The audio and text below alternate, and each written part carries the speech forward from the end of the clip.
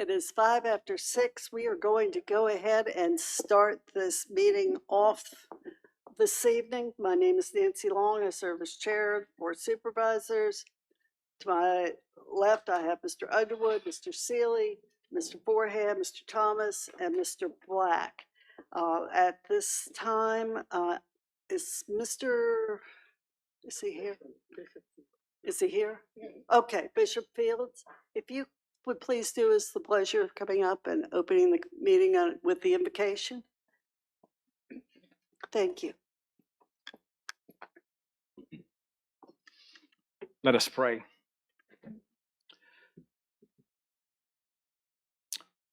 Lord, we come before you tonight grateful for another opportunity to serve this county, the people who call it home. Thank you for bringing us together with purpose, compassion, and responsibility. Father, be present in this meeting, guide every thought, every decision, every plan made in this room. Help these leaders think clearly, work together, and lead with the good of the whole community in mind. Let decisions be made here honor the voices that are often overlooked, the communities that feel unheard, and the families that need the most support. Let compassion guide us, truth anchor us, and justice roll through this county like a steady river. If there's any tension, bring peace. If there's any confusion, bring clarity. If anyone is tired, renew their strength. Cover this board of supervisors tonight, Lord. Give them integrity, courage, and vision. Help them lead in a way that honors you and serves the people well. And may the work done here be productive, peaceful, and pleasing in your sight. In Jesus' name we pray. Amen. Amen.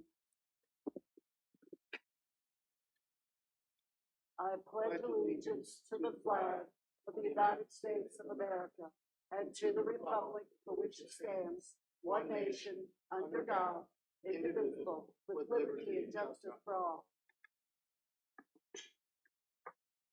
Thank you.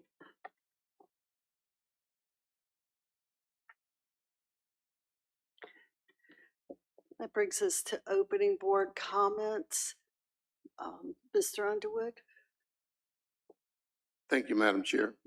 Good evening, everyone. Have just several comments.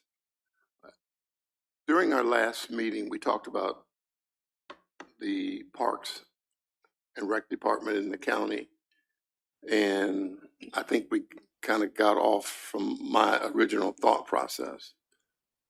What I would like to see is a master plan for all of the parks on Caroline County, and a upgrade, not just putting fields at one park or replacing lights, or we're going to talk about putting bathrooms here. I would like to see a master plan with some real numbers that talk about what we're trying to do for the citizens of Caroline County in terms of upgrading our parks and rec.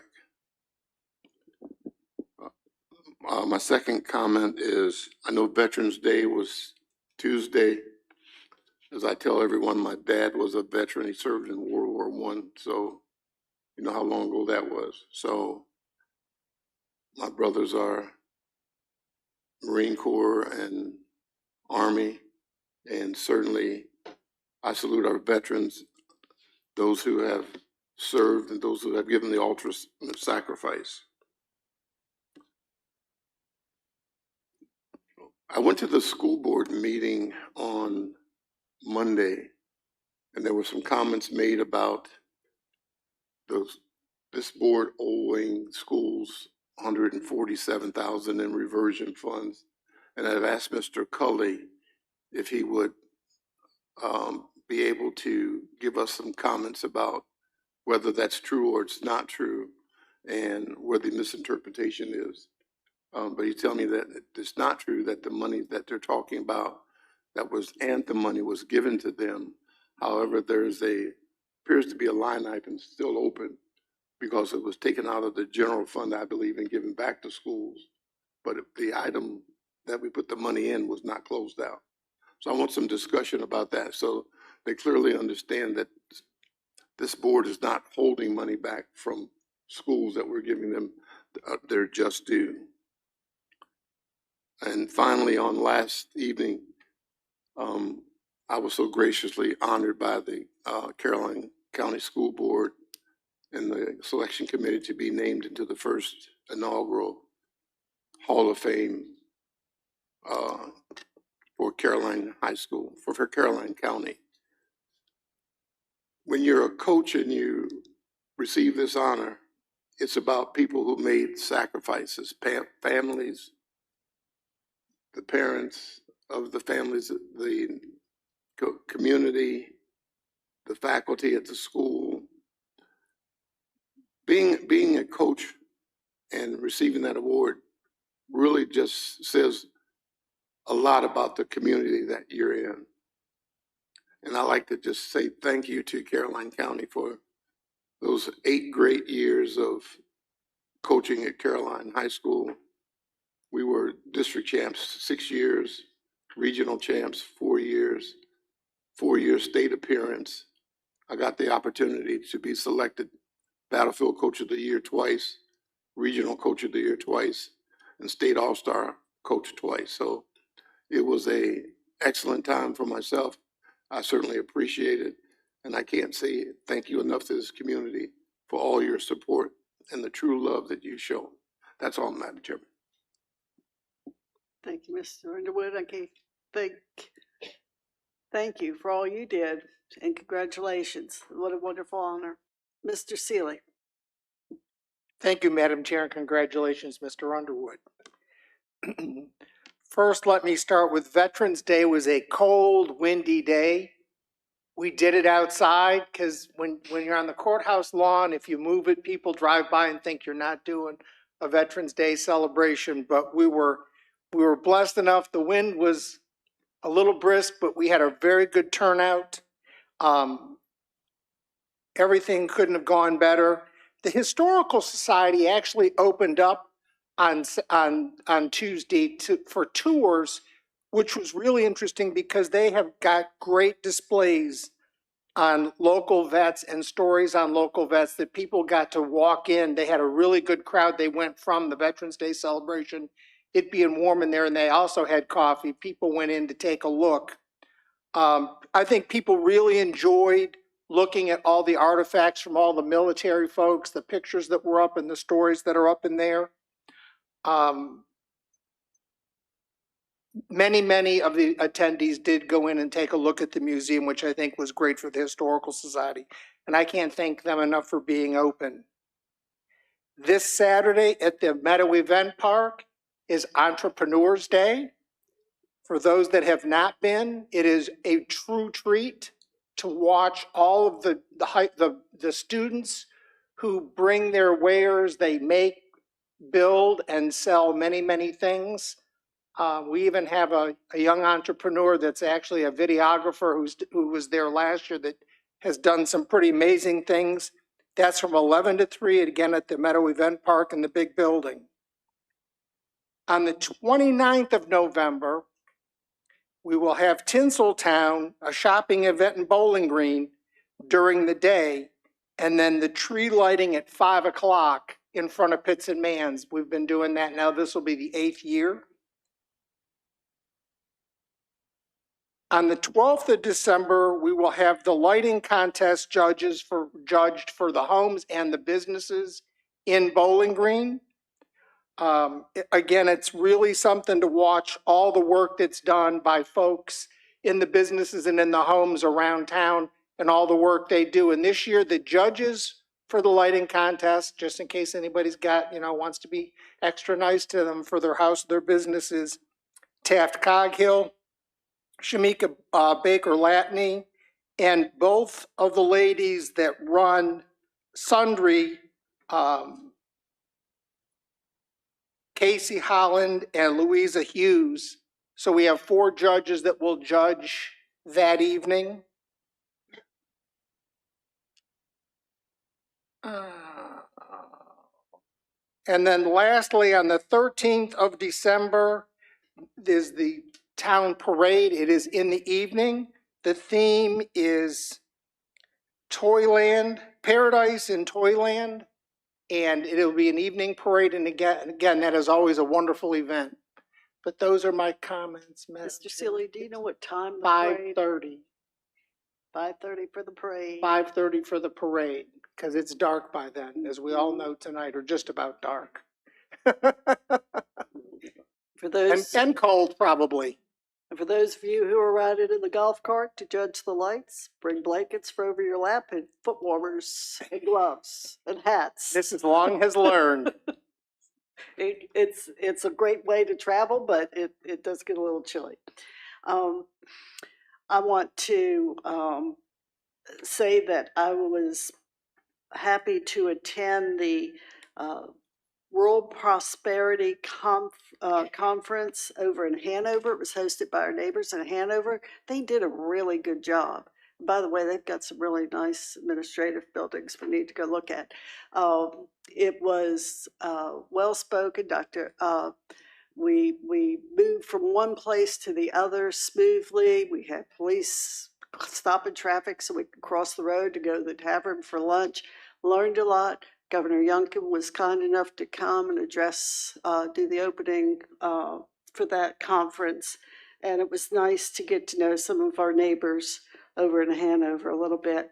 Several of us just returned from the VACO conference.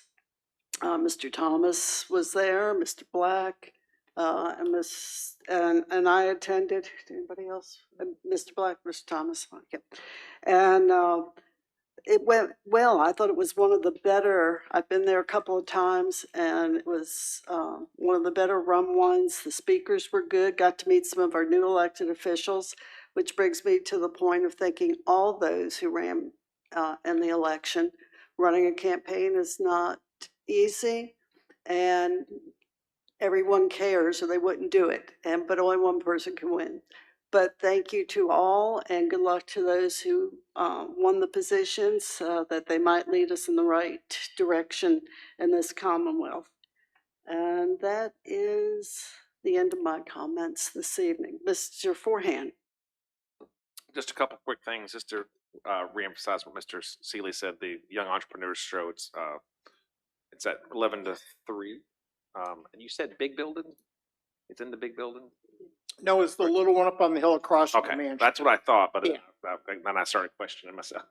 And then second thing was our football team with the county is heading to Louisa tomorrow night for a regional playoff. They finished 8-2, which is a great year, and they play a very tough Louisa team tomorrow night. So they will. I don't think they played Louisa before.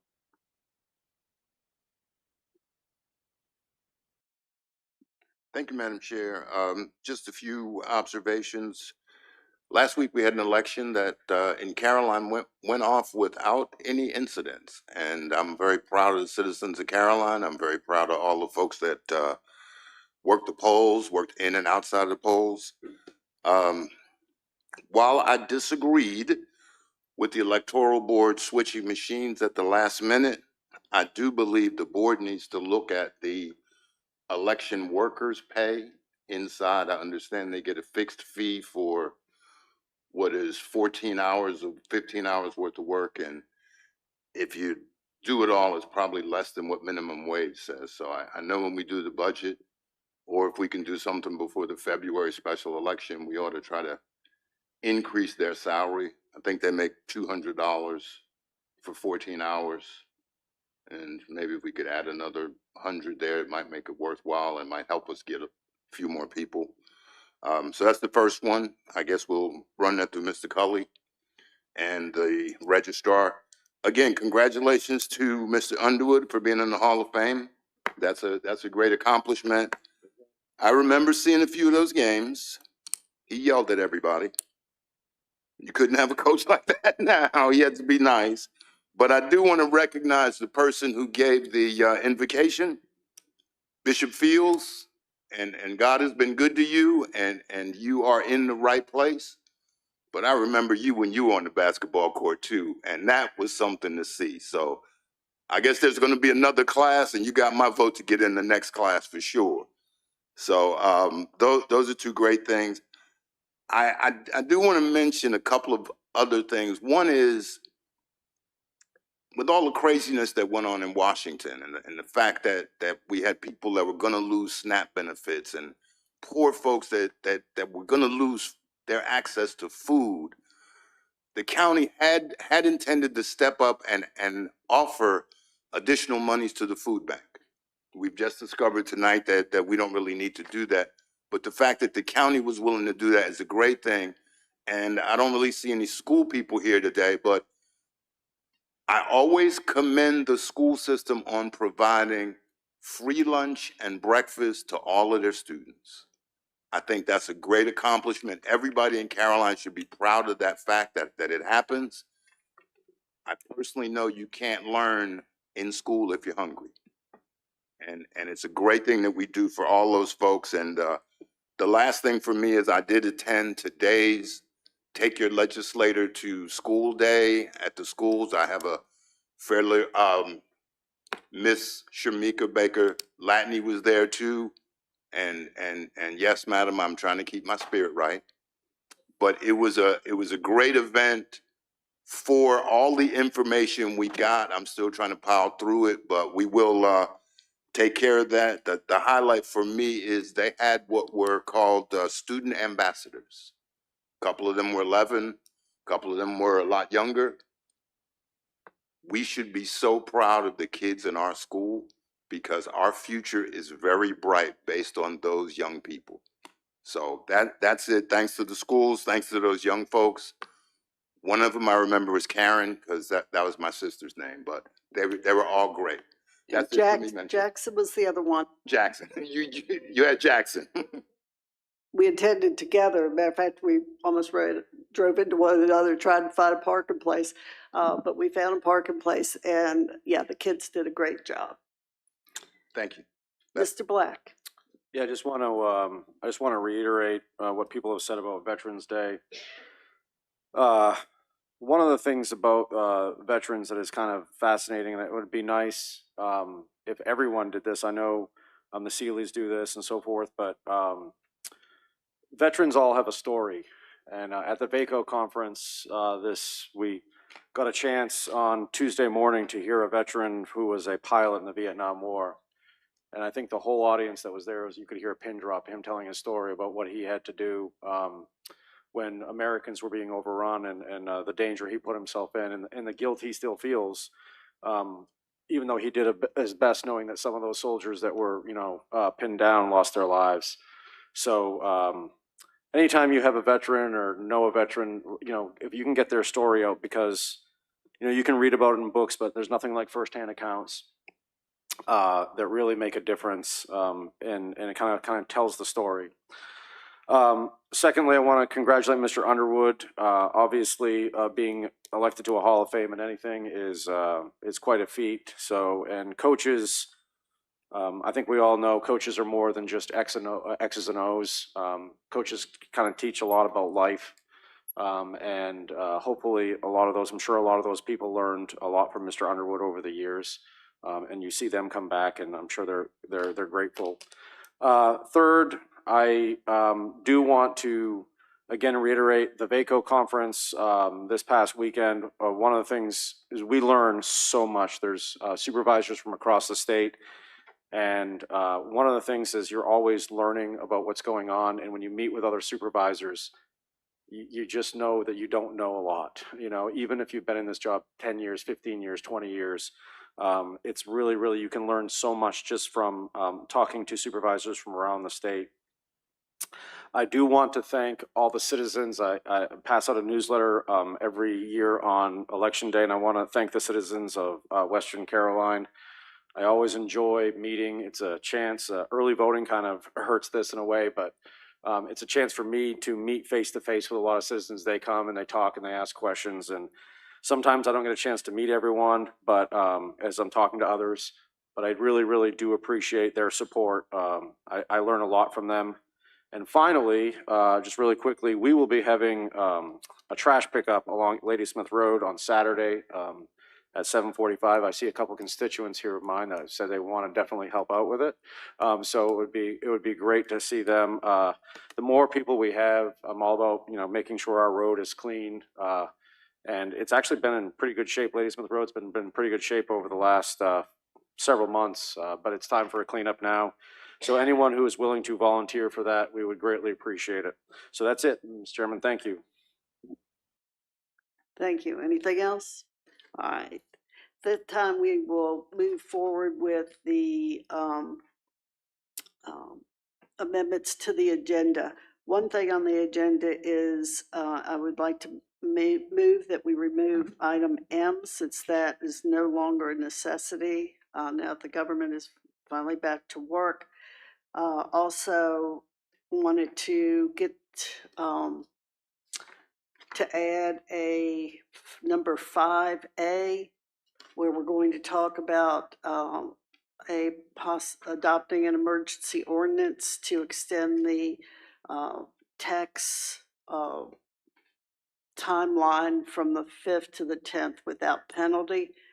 So if we could put that on as 5A. We'd like to remove 3A and 3M. 3A and 3M, yes, we Said 3M already. already said 3M. She kind of said M, so I was just trying to get some. Oh, I'm some sorry, clarification. M, make Yeah, sure. 3M. Madam, And then, what's the other? And then we're gonna take item number I under consent agenda, and move that to presentations. yes.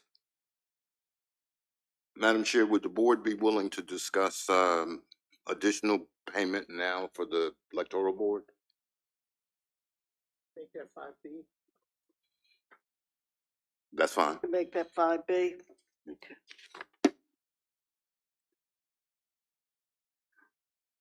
All right.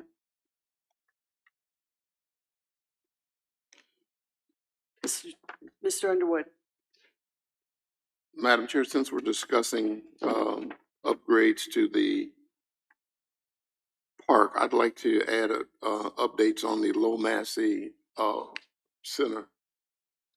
The building that. Building itself. Yeah, for the building at Low Massey. If we can get an update on that.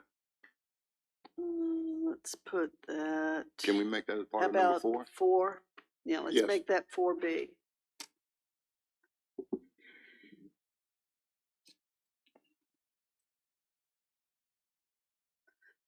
Anything else, gentlemen?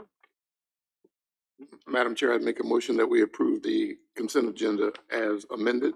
Do I have a second? The whole agenda as presented. Second. Okay. As amended.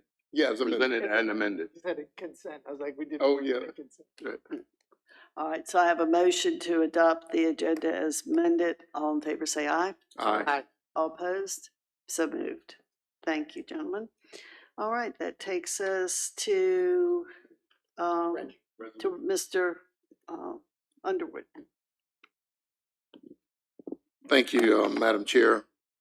I have a resolution for Bishop Fields, and it's a resolution congratulating Bishop Dwayne Fields Sr. for his 25 years of service to Oxford Mount Zion Baptist Church. Whereas Bishop Dwayne Fields Sr. was born in Queens, New York, to Pastor Marvin Fields and the late First Lady Joyce Fields. And whereas Bishop Fields was licensed as a minister on May 11th, 1998 at the Second Mount Zion Baptist Church in Caroline County, Virginia, under tutelage of his father, Reverend Marvin Fields. And whereas his spiritual path led him to accept a calling to pastor Oxford Mount Zion Baptist Church in Ruther Glen, Virginia, where he was installed on October 22nd, 2000. And whereas his guidance and leadership has helped the church to grow and prosper through many years, shaping the lives of countless members of his congregation and the community in a positive way, and making Caroline County a better place to live. Whereas in 2017, Pastor Field was appointed to the office of District Leader of Virginia for the Global United Fellowship, an international body of spiritual leaders, fellowships, and congregations. On October the 22nd, Pastor Field was elevated to the office of bishop by the founding bishop, Neil C. Ellis. In July 23rd, he was appointed to the office of the Metropolitan Bishop of the Northern Deanery of the Global United Fellowship. Whereas the Board of Supervisors fully understands the importance of community service to the people of Caroline County, wishes to honor Bishop Fields' faithful service to Oxford Mount Zion Baptist Church and thank him for the many years and contributions to Caroline County and its citizens. Now therefore be resolved that the Caroline County Board of Supervisors hereby extends an enthusiastic congratulations to Bishop Dwayne Fields on the occasion of his 25th anniversary as the pastor of Oxford Mount Zion Baptist Church and wishes him much continued success in the future. Adopted this 13th day of November 2025, signed by Mr. Charles Cully Jr., Clerk of the Board, Ms. Nancy Long, Chairman. Bishop, you can come forward, please.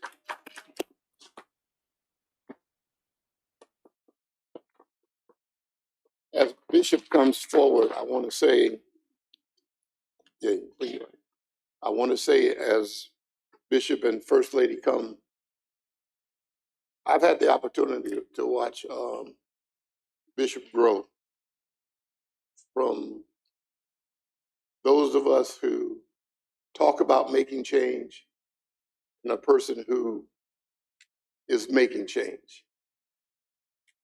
It takes a lot for a person to step away from the pack. Sometimes you're ostracized, sometimes you're criticized. But this young man here is showing that youth makes a difference. He was a young pastor, he's a young bishop, but all across the globe now, people know the great work that this young man is doing. And if you listen to him as he opened our service today, you hear the inspiration within his voice and the vision that he has for Caroline County and for the Commonwealth of Virginia and this great United States. Bishop, I commend you, I celebrate you, and I thank you. Okay. You want to go down? You want to go down? You can come up here, come on.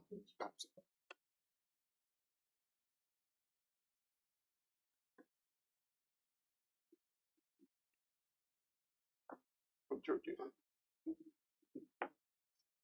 want to come? We're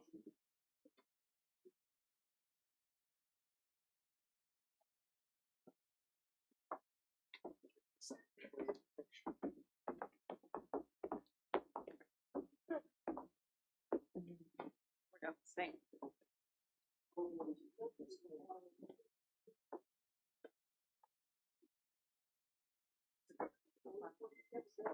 Oh, yeah, because you got to.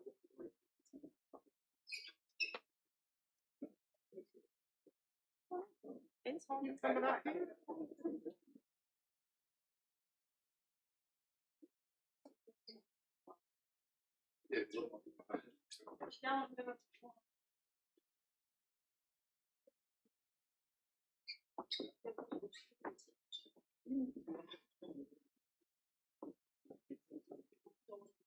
Y'all are welcome to come up.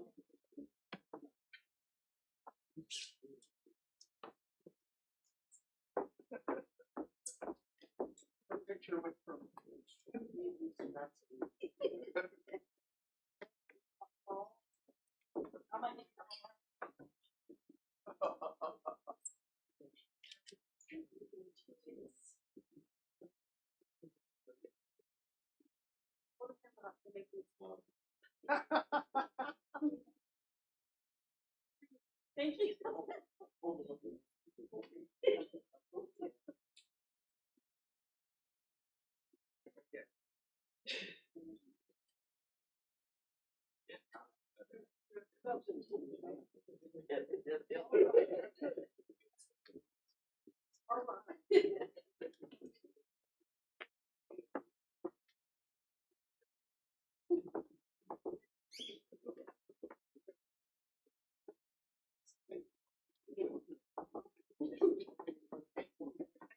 Hey, sir, happy you grown.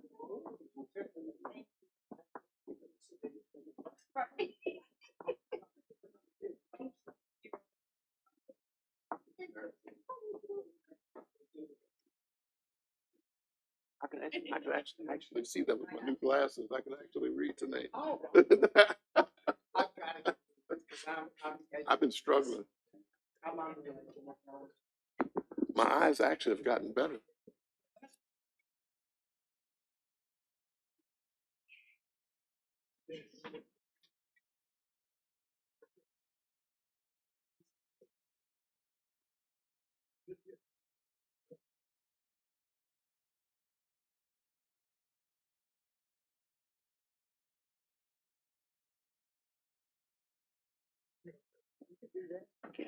Okay, we'll just keep it in order. At this time, we would like to hear a report from Healthy Generations Area Agency on Aging. Thank you, ladies, for being here.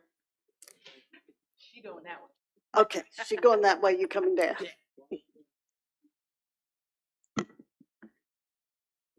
I am Pat Holland. I am the Director of Healthy Generations, and thank you for the opportunity to come back and speak with you. Mr. Underwood, congratulations to you. My grandfather was a high school football coach, and we were the clickers on the TV because he was always watching a game, and Thanksgiving he had 15 minutes here, and that was it. And our whole lives became involved in his coaching. And there's lots of people out there, I'm sure, that are living a much better life because of you. So thank you. So good evening.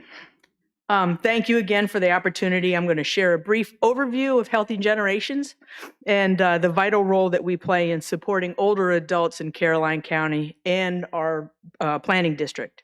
So thank you for your sponsorship of the Electric Stride. It was our fundraiser that we had, our yearly walk that provides funding for the Emergency Services Program. We appreciate that, and you put us over a level to be able to help a whole lot of people. So Healthy Generations, or HG AAA as we like to call it, because we get lazy with our tongue a lot of times, is a designated area agency on aging tasked with planning, coordinating, and delivering services that promote independence, dignity, and quality of life for older adults, individuals with disabilities, and their caregivers. A combination of the latest population figures from 22 and 23 identify 7,911 Caroline residents that are over 60 years old. 470 of these are what we identify as the oldest old. The oldest old group is the fastest growing segment of the aging population and is often associated with greater health challenges and a higher need for care compared to younger age groups. Approximately 665 seniors are below the poverty level, and 673 seniors in Caroline receive SNAP benefits. Now, again, those numbers were from 23, so they're a little bit higher now, I'm sure. The latest statistic is that 1,465 have serious trouble walking or climbing stairs. Most of these numbers fall a little higher than the state average, so we're here to try our hardest to help. Our core services provide a range of essential programs, including home-delivered meals, transportation services, our cafe program, information and assistance, and the emergency services financial assistance program that we use for utility cutoff notices or other emergencies that, if let go, would cause harm to the household. I think you've got a little report in front of you. It provides the services and units provided within Caroline County. There's 2 fiscal years, fiscal year 24 and fiscal year 25. You notice fiscal year 24, we were just coming out of COVID and rearranging our services per federal guidelines. During COVID, we could serve a lot more people because people 60 and over were supposed to be homebound. So within the end of that fiscal year and fiscal year 25, we brought it back to a base level. And you can see those numbers for our checking. Checking program is actually a telehealth program where we give people a call. It could be every day, 5 days a week. It might be once a week, just to make sure that they're okay. And sometimes this is the only person that they're talking to. So it's a great program that, checking, telephone, it really, really works. Our congregate nutrition program, that's our senior cafes. The smoking 15 cigarettes a day is the equivalent of being socially isolated as far as health issues are concerned. That's a real big number of cigarettes, and we know that that does not promote healthy living. So our senior cafe is there to bring people in. We provide transportation, and you can drive in if you'd like to. It's a meal, a noontime meal, and a lot of activities. We're back up and running in Caroline. For a little bit of time, we couldn't find a cafe manager, so we went to King George, and we have a new cafe manager, Mr. Way, who's absolutely wonderful. So we meet on the other side of the building. If you're ever around on the days that they're open, come on by, have lunch with everybody.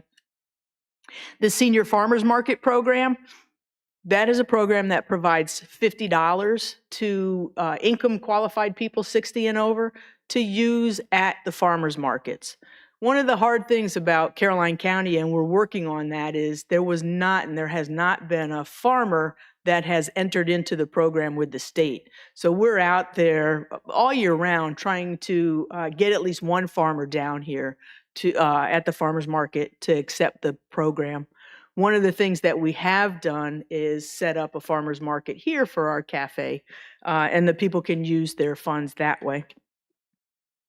Transportation, I know transportation is always a big issue, and I've got a couple of numbers here. The one at the top is the transportation to and from our senior cafes for the folks that go. It also provides people a time to grocery shop once a week. A lot of the folks don't drive, they don't have family to help them, so that's one thing that we can provide. Right underneath the top chart is our mobility options transportation, which we do a lot of bringing Caroline County folks into the city or linking them up with the Fred bus so that they can get even further to where they need to go. We serve as that micro transport. For the fiscal year 25, we had, and it doesn't sound like a lot, but these are all people that are 62 to 89. So we had 24 clients, unduplicated clients. That totaled 321 trips and over 12, almost 13,000 miles we traveled with folks from Caroline to get them to doctor's appointments that they wouldn't be able to make otherwise, to the movies if they wanted to go to the movies during the day, because that's one of the things that we all should be able to do is the social things. So I'll leave you with that. I don't know if the sheriff is behind me. I saw him here earlier. One of the things that we do in conjunction with the Caroline Sheriff's Office and Partners in Aging is a program called Operation Medicine Cabinet. It happens twice a year. And in Caroline, 145 pounds of over-the-counter and prescription drugs were collected and disposed of. They are incinerated at the incinerator in Woodbridge, and the DEA is involved in that. So we thank the Sheriff's Office for participating. There are always two sites in Caroline, Bowling Green and Ladysmith at the primary care. And that site actually takes what we call sharps. So a lot of people who, now it's not only insulin, there's a lot of different medications that people give themselves through pens, injections. And most people don't know what to do with the leftovers, the needles. So we do collect those and we dispose of them also. So it's a great, great program. Last thing I will leave you with is that we have changed the way we are doing our home delivered meals. Because of COVID and the fact that we could serve a lot of people during COVID, anybody that was 60 or over, we were using a company called Mom's Meals, and that was delivered by FedEx. So they would basically deliver it to the door, and that was it. We have switched to a fresh meal. There's a restaurant, a nonprofit restaurant in the Cosner Corner area called Hope Heroes. They also, Hub of Hope is their incorporated name, I believe. And they are cooking fresh meals and packaging them. We're working with the Fredericksburg Food Bank to get those meals picked up and delivered to all of our clients. So 5 fresh meals are being delivered once a week by a human being that literally goes to the door to make sure that the people are okay. They get their meals to see if they have any problems.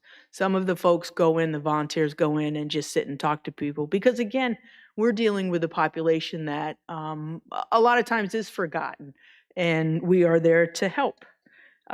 We value your partnership. We thank you very much, Caroline County, and we're here to do what we can do for our seniors. If there's ever anything that you need, please let me know. We'll take care of that. And I also brought you our newest freezer bags. So each of you can get a freezer bag. Didn't know you were going home with a gift, but I will leave these. I'll leave these for everybody. Because folks go to the grocery store, because they go out to lunch every once in a while, and we wouldn't let them take their leftovers home.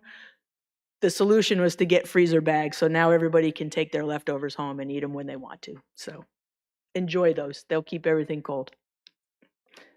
Thank you very Appreciate much. it. Could I ask if someone wanted to volunteer, in case anyone is listening, what is the protocol? You can give us a call at, our phone number is 540-371-3375. We have a volunteer application. I believe it's on our agency's website. And maybe ask Angie if it's on the website. Angie was an employee of ours for a long time, and we miss her terribly. So I might steal her back on the way out. I'd love to. So Yes. just, you can give me a call. That would fine. Pat is fine to call me. All right, we'll thank you, get those Pat. things. Thank you. Mr. Underwood has a question. Does anyone else? Thank you, Ms. Holland. Thank you. I appreciate all that you do. Of course, I serve on the board with Mhm. you guys. What is the amount of money that we give from the county to our AAA? You know, I don't know. We don't get letters from the counties anymore. I believe it's about $8,000, I want to say. I can get you a good number. Yeah, has that number changed? It has not, no. During COVID, you bumped us up. You gave us an extra funding for the COVID times. The hard part is that our population is growing. The 60 and over, that I don't know, we're almost all in. Welcome, keep it going. And that population is growing by leaps and bounds. Within the next few years, it'll be 1 of every 4 people is over 60. There will be more people over 60 than there are as adults. So the tables have turned. You're not alone in not increasing our funding. It has not been increased by any of the counties or city that we serve. We're working on that, and we appreciate anything that we get. Well, like I said, I've served with you since 2011, and I didn't think we had increased Yeah. the funding. And I'm hoping that's something that during budget time, we'll take a look at and see if we can increase as costs have gone up. The services that you provide are outstanding for our seniors, and they Thank you. definitely have increased exponentially. And you're doing more with less, and so I'm going to certainly Thank you. throw my hat in the ring for One some of the additional funding. we're working on going to the state and identifying the fact that what we need as a state agency on aging overall is approximately $10 million to serve the people that are in need, to reduce all waiting lists. And that just basically brings us up to where we are now. It doesn't put us to the future. Right. But So if you have $10 million left over. All right. All right, Pat, thank you. Thanks. Thank you all for your time. I appreciate it. Thank you for being here and for the work you do. We appreciate it. Thank you.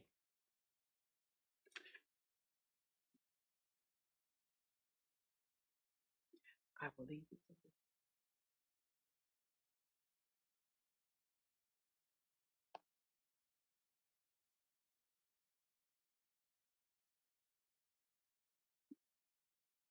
Now, I think we have a report coming up on the senior citizen scale, Miss Jessie. Oh, Shamika's right behind her. Caroline's promised us so much. And these are 2 of the best planners you could have. Beautiful sight, we're happy tonight, walking in a winter wonderland. All right. So the song says, the sleigh bells are ringing. Are you listening? In the lane, snow is glistening. A beautiful sight, we're happy tonight, Walking in a Winter Wonderland. And a winter wonderland it will be at the Caroline County 20th Annual Senior Gala on Friday, December 5, starting at 5 p.m. Please join us, those of you at the board, as well as the community that is listening. Good evening. I am Jesse Rollins from the Mattapan District, and I'm on the committee, along with the Bowling Green Rehab, Caroline County YMCA, Caroline Board of Supervisors, Caroline County Department of Social Services, Caroline County Government, Caroline County Public Schools, Caroline Parks and Recreation, Caroline's Promise, Healthy Generations Area Agency on Aging, and the Rappahannock Area Community Service Board. We have all come together and put our heads together to create an evening that is unforgettable. You are invited, all of you. I plan to see you there. Not only is it the 20th, but it is a way that you, as the Board of Supervisors, have answered a request from Cynthia Green a few years ago to keep the gala going. And so, first of all, we want to thank you for that. We have worked diligently for the last couple of months, making sure that everything is covered in a way that when the seniors come in, it will be a breathtaking evening when they walk through the door. And again, you do not want to miss being a part of the 20th Annual Senior Gala. Our theme being Winter Wonderland. When you walk in, the plans for the gym, if those of us that are 60 plus, we can take it back to our high school prom days and remember decorating the gym and turning the gym into an unforgettable evening. So I want you to carry your thoughts and feelings back to your senior days. And that's what we're trying to create for the seniors of our community. Please join us. The registration is still open. We are up to a little over 250, was approximately the last number that the person who's handling registration emailed out. We are planning an evening for 350 people. That is dinner, dining, music, dance contests, door prizes, and just an all-around celebration for some of our most rewarding citizens in the community. Again, dress code is semi to dressy, come out dressed to the nines, and plan to have a wonderful and unforgettable evening. Speaking of dance contest, Mr. Black, your name came up several times in our meeting because you have executed the dance contest. So we're hoping that you would join us because your dance moves are a hit for the community. So we hope that you can join us. Jesse, where do people sign up at? Sign me up. Okay, well, we have a QR code this year so that we really can account for everybody. It's not hard. Some people have been complaining, but the flyer, of course, is out there. It's on the websites. If you just pull up that QR code and touch it, it carries you to the link. There are a few simple questions to answer. We're looking for how many people have been over the last 20 years. So there's a simple question to answer. We're also going to celebrate our centenarian. So that is a question that you answer. We're asking, where did you find out about the gala? Because as a committee putting things together, where it's a way of getting feedback to know, are we doing a good job marketing, getting the word out and getting the word to the people that need to hear it the most. And to answer your question, I'll send out the email tomorrow to all of you guys so that you have access to the direct link. We've got it in our packet. Okay. Mhm. We should have it in our packet. Yes. And you On the said phone. for the folks that are listening, it starts at 5 o'clock. It starts at 5. Man, this is like taking a test. Where is it on our website? It's on the county website, but look at your flyer. Yeah. Look at your flyer. Okay, well, and it really works. I've had an opportunity to just tell folks, get your phone, and I've walked them through it so that, You teach one to reach one so that they can go back to churches and let everybody know that it's not that hard. It's on Caroline County website. Yes. Yes. It's at the visitor center. It is everywhere that we could possibly put it. And by having this many people on the committee, everybody is putting it out in their mailboxes. So we're hoping to cover the county. We'll be at Caroline High School. It is It's al- Friday, it's December also- 5. Yep, and it's also on the Caroline's Promise on Facebook page as well as the social media platform. So again, I can send it out to you guys and I can resend it tonight since we're here so that everyone knows how to sign up to get in before the 3:50. I did find it. It is the board packet. It was just sort of, it was face down. So Okay. I Yep, flipped it's on 2 the school's pages. website. And of course, if anybody have any questions, call one of the agencies. Mr. Black, we're looking forward to see you break down those moves again, okay? Thank you. All right. Well, I should say, any questions, reach out to your board member. They will be able to direct you in the right direction. Yes, now that we have all heard how to do it. So, All right. Are there any other questions? do you have enough volunteers? Do you still need volunteers for things? You got it all handled? Yes, we've Yes. got it all handled. Why does had it a not volunteer surprise form. me with you two being together that it's all handled? Yes, All so right. again, I really hope to see everyone there. You don't want to hear about it. You really want to be there to be a part of it. 60 and over, Caroline County citizens. See you on December 5, Caroline High School. The event starts at 5 o'clock. I think doors open at 4. All right. Thank All you, right. guys. Thank you. Have a All good right. night. Good night. Madam Chair, could I just have real quick?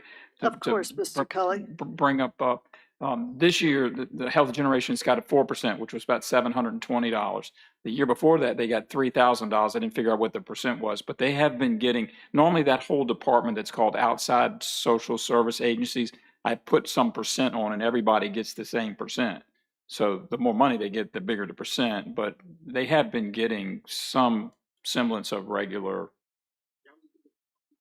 Number of people that they serve, and Right, I mean, the amount that we give is Small. very, very minimal for an individual for all that they do for right. the county. So, okay, I'll look at it at budget time. Oh, sure. Yeah, we discuss it. can certainly put more there. I'm just saying, but they Yeah, have have- been have been, getting, yeah. it's not been flat funded. Right. Thank you, Mr. Cohen. Anyone else before we move on? Okay. Oh, where am I? Presentations, we did that one, we did that one. Under appointments, and for the Economic Development Authority representative for the Port Royal District, I'd like to renominate Kim Farmer. He has agreed and is willing to do it. Second. I have a motion and a second. Any discussion? All in favor, say aye. Aye. All opposed? So moved. Thank you, Mr. Farmer. All right. Brings us to the consent agenda. Remember, we made some changes. We removed A. We are going to, Madam Chair, I do have one. I have a question also. okay, Mr. Underwood? Madam Chair, if we could remove item J, the retail strategies contract, I'd like to have a discussion about that. All right. I'd like some information. I just want to understand, in case somebody asks me what D is, and why we're going to that. So when somebody says, why did you approve the funds for that? I can give a logical answer. So, do you want to, would somebody like to explain that to us now before we move on? That is the purchasing of the high resolution aerial imagery for, I think it was supposed to help with appraisals. I don't know that it helps with Oh, yeah, appraisal. Yeah. The imagery is flown at a higher resolution than the state flies, so that it can be used by Mark Bassoon's office and the Commissioner of Revenue. There are a lot of places that appraisal firms don't get to because they're gated off. They're, 100 acres back in the woods. Nobody knows what's there. The planning department can use it. The sheriff's office can use it. Fire rescue can use it. It's just an image that's flown, the grid over the whole county at a greater resolution. So you can, when you zoom in, you can really see the ground. It's not like, that's why it's more expensive. But And it is a 5-year is this contract. something that is going to be done often? And Every year. Every year. Every year when there's no leaves on the trees. Yeah, you can only do it in the winter. It has to be done in the winter when no leaves are on the trees. That's why it's important to kind of get this moving. And I think what we've asked for is authorized to sign the contract once Chris McKenzie and the legal team have worked out the contract language with the vendor. I did have one question, and I was going to take it offline, but I noticed that we could negotiate services on that in the event of, I don't know why they just call out EF4 tornadoes, and that's one of the things that interested me in this is that we didn't have the tornado, but Essex did, and they had a horrific time determining damage because there was no real high res imagery of all of that, and they waited so long for anybody to come back in. But is there any way to negotiate this tornado? I mean, because EF4 takes some time, and the difference between a 2 and a 4 sometimes when it touches down in a rural place is just unbelievable. So I was going to do that offline, but while we're there, I would We just. do have some drone ability too that maybe Essex didn't have, with some trained drone pilots and things that we would put Okay. in the air as resources to follow the path. Okay. And the state, when I had a tornado in Middlesex, the state had an airplane that they put up and had our local folks flying the whole line as it went through multiple jurisdictions down there. So I would think we'd be all right with that. This imagery once a year I think is the important part. The imagery, the base imagery is so important because you don't Then you know what's there. You know what's there before and you know what's not after. Went after, correct. Mr. Underwood? Chair, I wanted to pull item C, also have a discussion. All right. Which one's that, Al? That is the park bathrooms. Yes. You want to put it, do Should you want we- to discuss it down? Why don't we Down. just, I was gonna make a motion to approve the ones that aren't pulled, and then we could just go down those one at a time. That's fine with me. I'll make a motion, we approve the consent agenda. I have a question for Kay. For K, Okay, so K is out. Yeah, we pulled out a lot. We might as well just do them all and get all the answers and then do one vote. Okay, I was just gonna do normal Normally that's- order, but Yeah, no, normally that's a good way to go, but I think we pulled half of them, so. Yeah, so do we wanna do normal order, or do we wanna go through them and then do it at the Yeah, end? yeah, go through them and then do one motion. Okay. I'm good with that. all right. so we're okay with warrants. We just need to go to item C, right? C was you. That was me. Yes, I'd just like an update on the restroom situation. Again, I know there's a need for overhaul of the parks, and that's why I'm so adamant about making sure that we have adequate facilities and access for our folks who are in wheelchairs and have difficulty with mobility. So can you just talk about where this goes? I didn't get a chance to look at it. I knew it was in the packet, but I didn't get a chance to. So when we prepared our budget last year, putting the additional bathrooms in were part of our normal budget cycle. So we put that in there. That was approved in our budget. So we've been moving forward with that as a separate project, not the overall park master plan. During the last board meeting, the board had discussed wanting to have a work session to talk about parks. Right.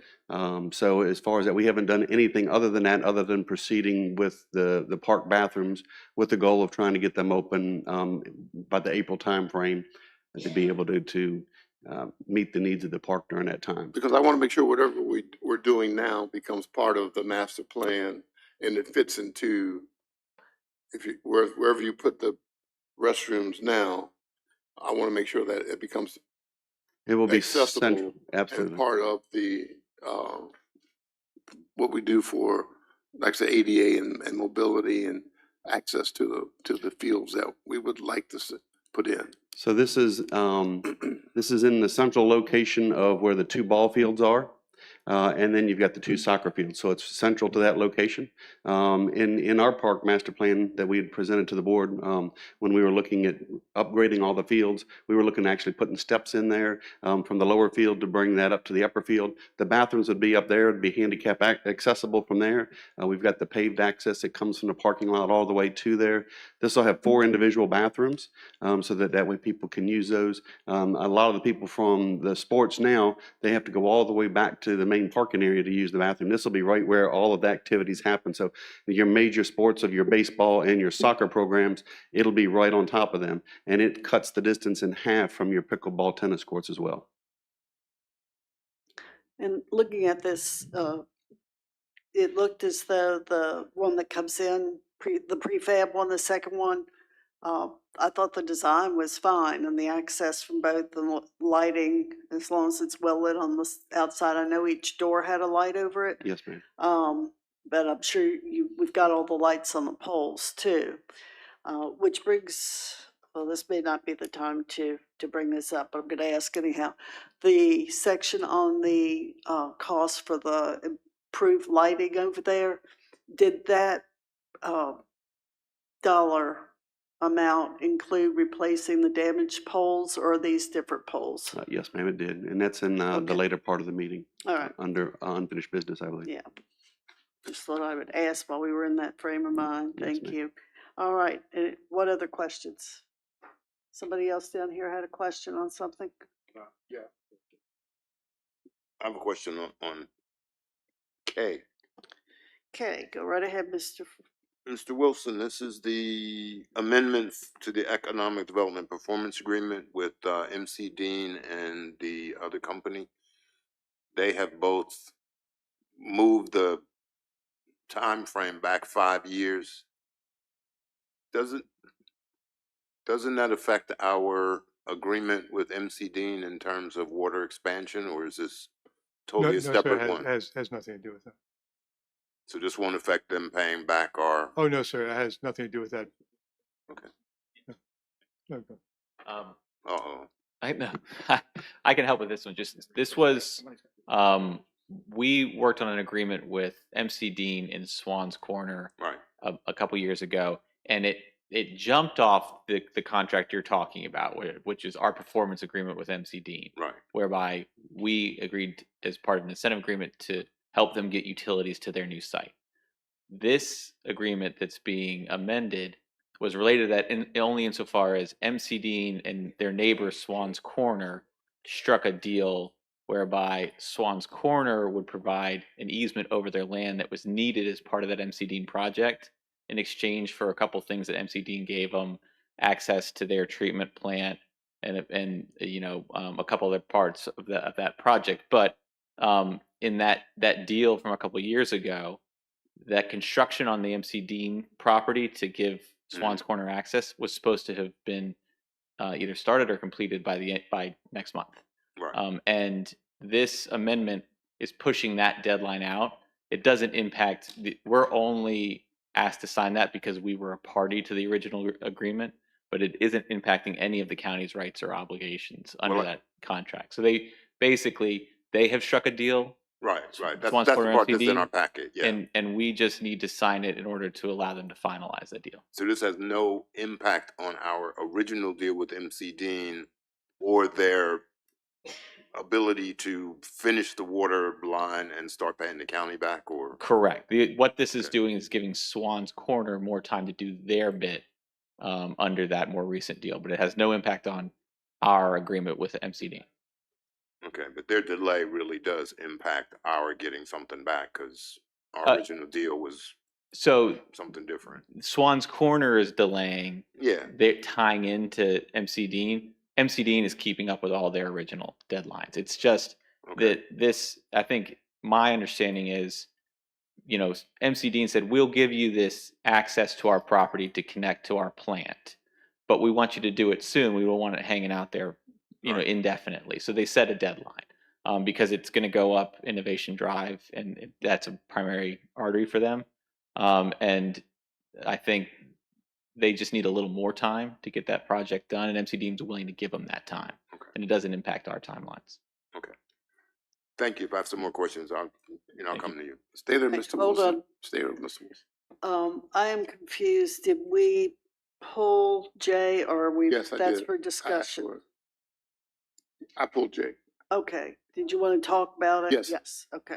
I have some questions on In it. your, I have some questions too. in your comments, about the service that they're providing and they've done a good job, and I'm kind of a data guy rather than just they've done a good job, and I'd like to see some indication of numbers of what they're doing, Mhm. how they've impacted the county, whether they've increased the number of contacts, something rather than just general language. I can't live with that. Sure. So I would like to know what I'm getting for the $55,000 that we're paying in terms of data, not just words. Right. Okay. Yes, sir. Thank you. Mr. Mr. Wilson, Flick? with that in mind, can you tell us briefly, because I know you said they did a good job, but what have they done? Because that's going to be asked. I mean, some people are questioning why you're spending 55,000. I'll get into that number in a minute, but their presentation last year was phenomenal. I mean, their presentation, they provided more data. I remember talking to them on the phone during before a baseball game in Cleveland, and I was amazed just hearing that, just their report to you guys. And so I'm just kind of curious because people say, hey, some people can say we're wasting our money by going to a retail strategy, which Stafford County is also doing. But can you tell us what they have done for us positively in the last year and a half that we've been using them? Sure. First of all, the money we're spending is already allocated. We're not asking for new funding. Okay. We're simply adjusting our current budget to Right. accommodate that. So we're not asking for new money to do that. What they've done is they've created the metrics by which we can approach retail companies to show them that there is a greater market here than the typical 1-3-5 mile household numbers of people that would be shopping in a store. I think that's one of the big things they've been doing for us, is that they've been able to use very expensive and sophisticated data and devices that create that data to be able to make these pitches to a number of retail stores.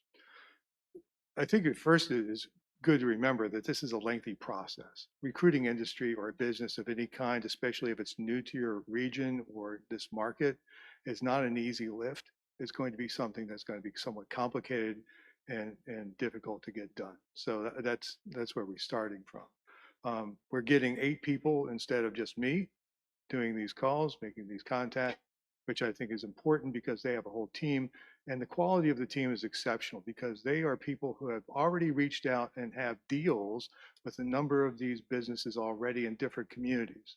So they already have that personal connection, the success story with these companies already. So when they come to them and say, we have another great place to go to in Caroline County, it has more gravitas than some guy in Caroline County picking up the phone and calling them. So I think we're getting quality in that kind of approach. I don't have all the numbers tonight about who they called and so forth. I think we can get those for you. But they've been reaching out. They're hitting markets and different types of businesses that we just haven't had much success with in the past, and they seem to be getting some traction. So. As I'd like to reiterate what Mr. Underwood said, if we could get some data on that, I don't question it at all.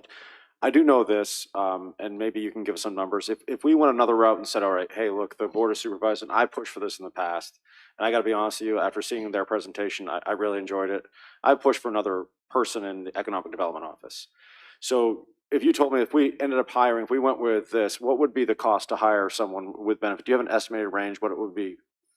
I could give you a rough guess if you put in just a very rough guess because I don't do that part of things. But you're probably looking at $120,000. Yeah, with benefits and everything, but $120,000. Okay. Yep. Yeah, it's more than double what we're investing in this, and it would only be one person. Frankly, one person who does not have the connections with these companies, does not have the sophisticated Right.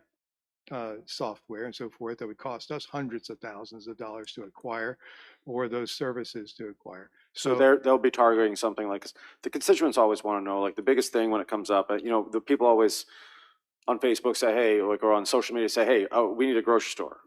You know, and, you know, they just think it can simply happen. And the grocery stores are going to come where grocery stores are going to make the most money. But they are going to work, they're working on something like a grocery store, like a Publix or an Aldi or something, that they would be working on that, right? That is a category of companies we were asking them to work on. Okay. And then Mr. Cully, if you don't mind, I just had one question on this, and I'm glad it was pulled, Mr. Underwood. I tried to do some math on it. I think I confirmed with you earlier.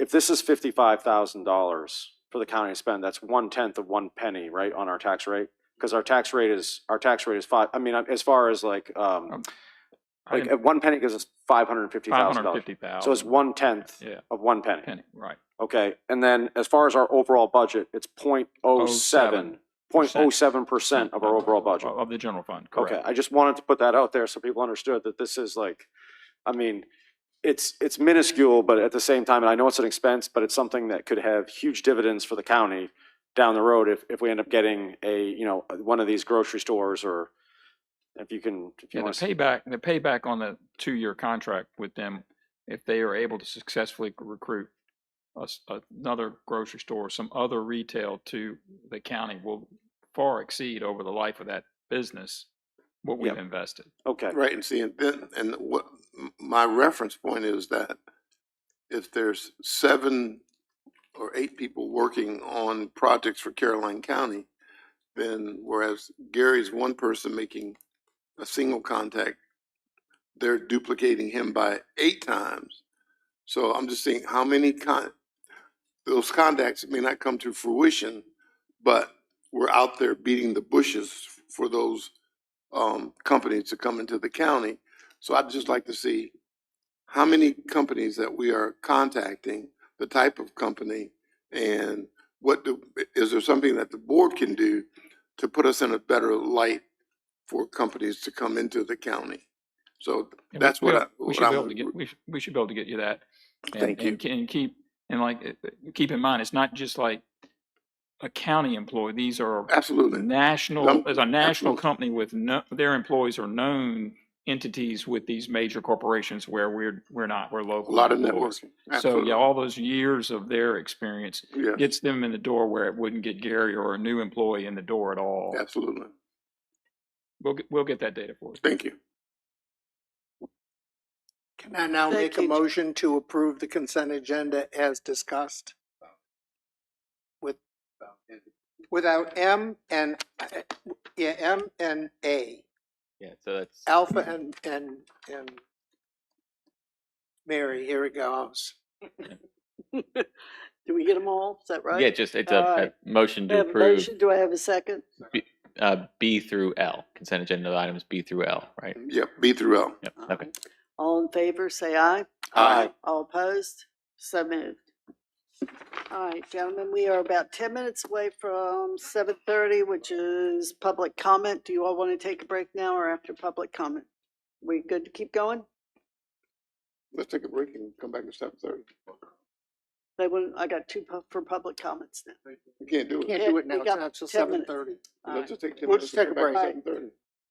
All right, be back at 7:30. We'll have public comment. Thank you.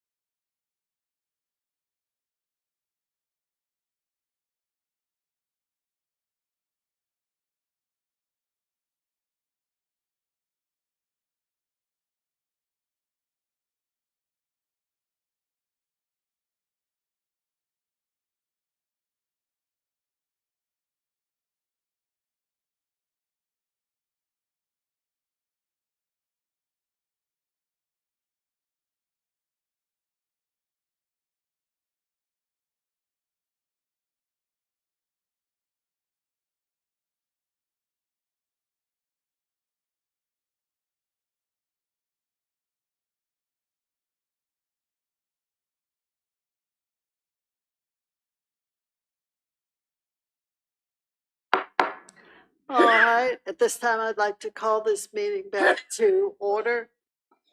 Thank you. And this is a time for public comments. You may come forth and speak for up to 3 minutes on any topic that you would like, as long as it is not something that has just been approved by public, or is going to be approved by public hearing, and we have none on the agenda tonight. So if there's any reports or comments someone would like to make, please state your name and your voting district. Yes, sir. Good evening. My name is Good David evening. Welcome. Fletcher. I am in the Charlesburg, Western Carolina District. Thank you for allowing me to speak tonight. Many of you recognize me as the president of Caroline County Little League, but I'm not here to talk about the Little League tonight. But another way that we can all serve the youth of Caroline County. I'm speaking to you as a parent and as someone who's coached youth baseball, basketball, and football in Caroline over the last 16 years that I've been a resident of Caroline County. I'm here to talk to you about the absence of youth football in Caroline County. I have 3 sons, and when my 2 older children were in elementary school, they were introduced to football through Caroline County Parks and Rec, and it served them both well. My sons both played football at Caroline High School. My oldest graduated in 2022, and he went on to not play football at JMU, but rugby. And my middle son graduated last year from Caroline, and he currently plays football along with 2 of his Caroline High School teammates at North Carolina Wesleyan University in Rocky Mount. Over the past few years, Caroline's football program and their coaches have helped multiple players earn scholarships to play football in colleges, opportunities for education they may not have had if it wasn't for football. And when I look across the high school sports landscape at Caroline High School, many of the other sports have youth feeder systems in the county. Baseball and softball have Caroline County Little League, and soccer and basketball have our Parks and Rec department. Football, like many sports, needs a youth pipeline to stay competitive at both the middle school and high school level. This year's football team at Caroline High School that does play tomorrow night in Louisa, go Cavs. Those are the last kids that played Parks and Rec football in Caroline for the Bulldogs. And just to give you a brief history of it, after a travel program came into the county no longer ran a football program. That travel program folded 2 years ago, so the youth of Caroline have not been able to play football anywhere unless they decide to go out of county and play in another county or play in another travel ball program. As Caroline continues to grow as a county, we need to reintroduce youth football to the county with Parks and Rec leading the way. The reason why I believe that Parks and Rec should be the home for youth football is based on their experience and the logistics. The county does not have a lot of fields suitable for football, and they are primarily controlled by the county. The discussion of updating the rec park to include turf fields should absolutely include football fields. Parks and Recreation does an excellent job getting information out through the school system. The cost of travel football normally includes families providing helmets, pads, uniforms, team fees, etc. This expense can be an obstacle for many households. On average, that ranges around $700 to $800 for one child to play travel football. As children grow, they have to get new gear. New helmet will cost you $300 to $400 for a youth-size helmet, and many times those helmets are traded amongst families and honestly never recertified for safety. The football programs at the middle school and high school, all of their helmets go to the manufacturer to get certified every year. That does not happen in travel football. So you've got kids playing football with helmets that potentially could. Proper training and related overhead would be best managed by Parks and Recreation. And to support this request, we spent one night at a Caroline High School football game collecting signatures of support. We received over 150 different households in Caroline County agree and signed our petition. So if anybody would like to have a copy of this, I can provide it. Thank you very much. If you could leave a copy with Mr. Parton on the signatures, that would be great. I appreciate that. I understand my son is now almost 40, and I drove our Park and Rec's director crazy about starting football, and we did have it for a while.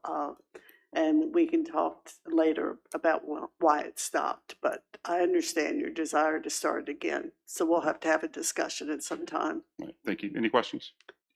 Could I ask you a question? You're talking about Pee Wee football. Pee Wee football, Okay, 12 to 14 or something like that. younger than that. No, elementary school age children. Oh, real Pee Wees. Yeah, starting with flag football, moving into tackle football by the age of 8 to 10 years old. To mirror the, I would like to see us mirror the program in Spotsylvania. Thank you. Thank you very much. All right. Is there anyone else who would like to speak at this time? Anyone else? Seeing no one else, I'm going to close public hearing, comment. All right, gentlemen, that takes us to unfinished business. Mr. Shebel, is this you?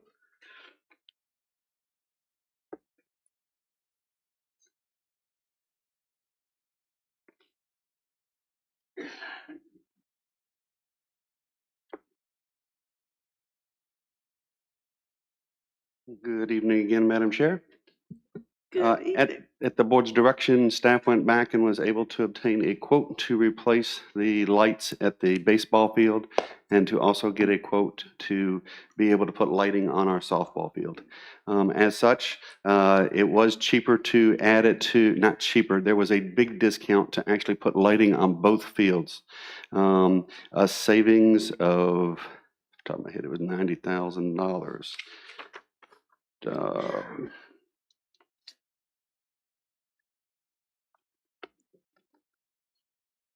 Yeah, so it was 566 was the amount of the quote. So $90,999 was the difference, the savings if we did both at the same time. So $566,167 would replace the wooden poles that are eaten up by the woodpeckers. They would be concrete with steel lighting. They would provide the down lighting as well as up lighting, which we do not have today. And it would be LED lighting replacing the incandescent lights that we currently have. So it would be a big improvement there, and then also adding lights to our softball field. And with that, we will let the board decide what they'd like to do. Mr. Shebel, one question I have, you say uplighting also? Yes. We do have a limit on uplighting for the military bases, correct? So It's they, a you little would bit make different. sure- Yep, it's just for, it's just enough to catch the baseball as the ball's coming down, because right now it'll cast a shadow. So on baseball fields, it meets the standard for ball fields to have that lighting so that you can see the ball as it's coming down. All right, but it would not,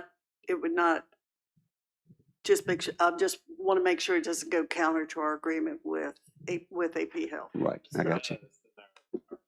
Current football field's already in violation because it has uplighting as well. Okay, then we should be fine, I don't think it's the glide path either. so. I have questions, Madam Chair, to come in there. It's come in a just different that we way. require it of new buildings, so I wanted to make sure we were in compliance. Mr. Underwood? Thank you, Madam Chair. Mr. Shebel, let's start with the pole replacement, the poles. How many poles currently are damaged? There's three. There's three, okay, I saw two. There's three I didn't- above grade that you can see. Yeah, well, And I we saw had a two. study that was done. The concern was what's below grade that we can't see. So Rappahannock Electric replaces their poles every 30 years because of the ground rot. And ours are in excess of that 30-year mark. They're in excess of 30, okay. Yes, sir. The cost for, did they give us the breakdown for cost for the baseball and so, and could you give me the, excuse me, give me the breakdown of cost for the new lighting? So the new lighting for the baseball field by itself would be $395,864. Okay, and two something for, And $261,302 if you did just the softball field. so same number of poles. So softball has no lights at all right now. I'm talking about for the baseball field. first. No, so with the new lighting, it'll actually be less poles. Less poles, Yes, sir. okay. And what would we do with the lighting that's there now? What will we do with the lighting that's there now? Could that be put in We would another declare it place? surplus. No, we wouldn't reuse those lights. They're 35 years old and they're the old style lights. Trying to even get parts now.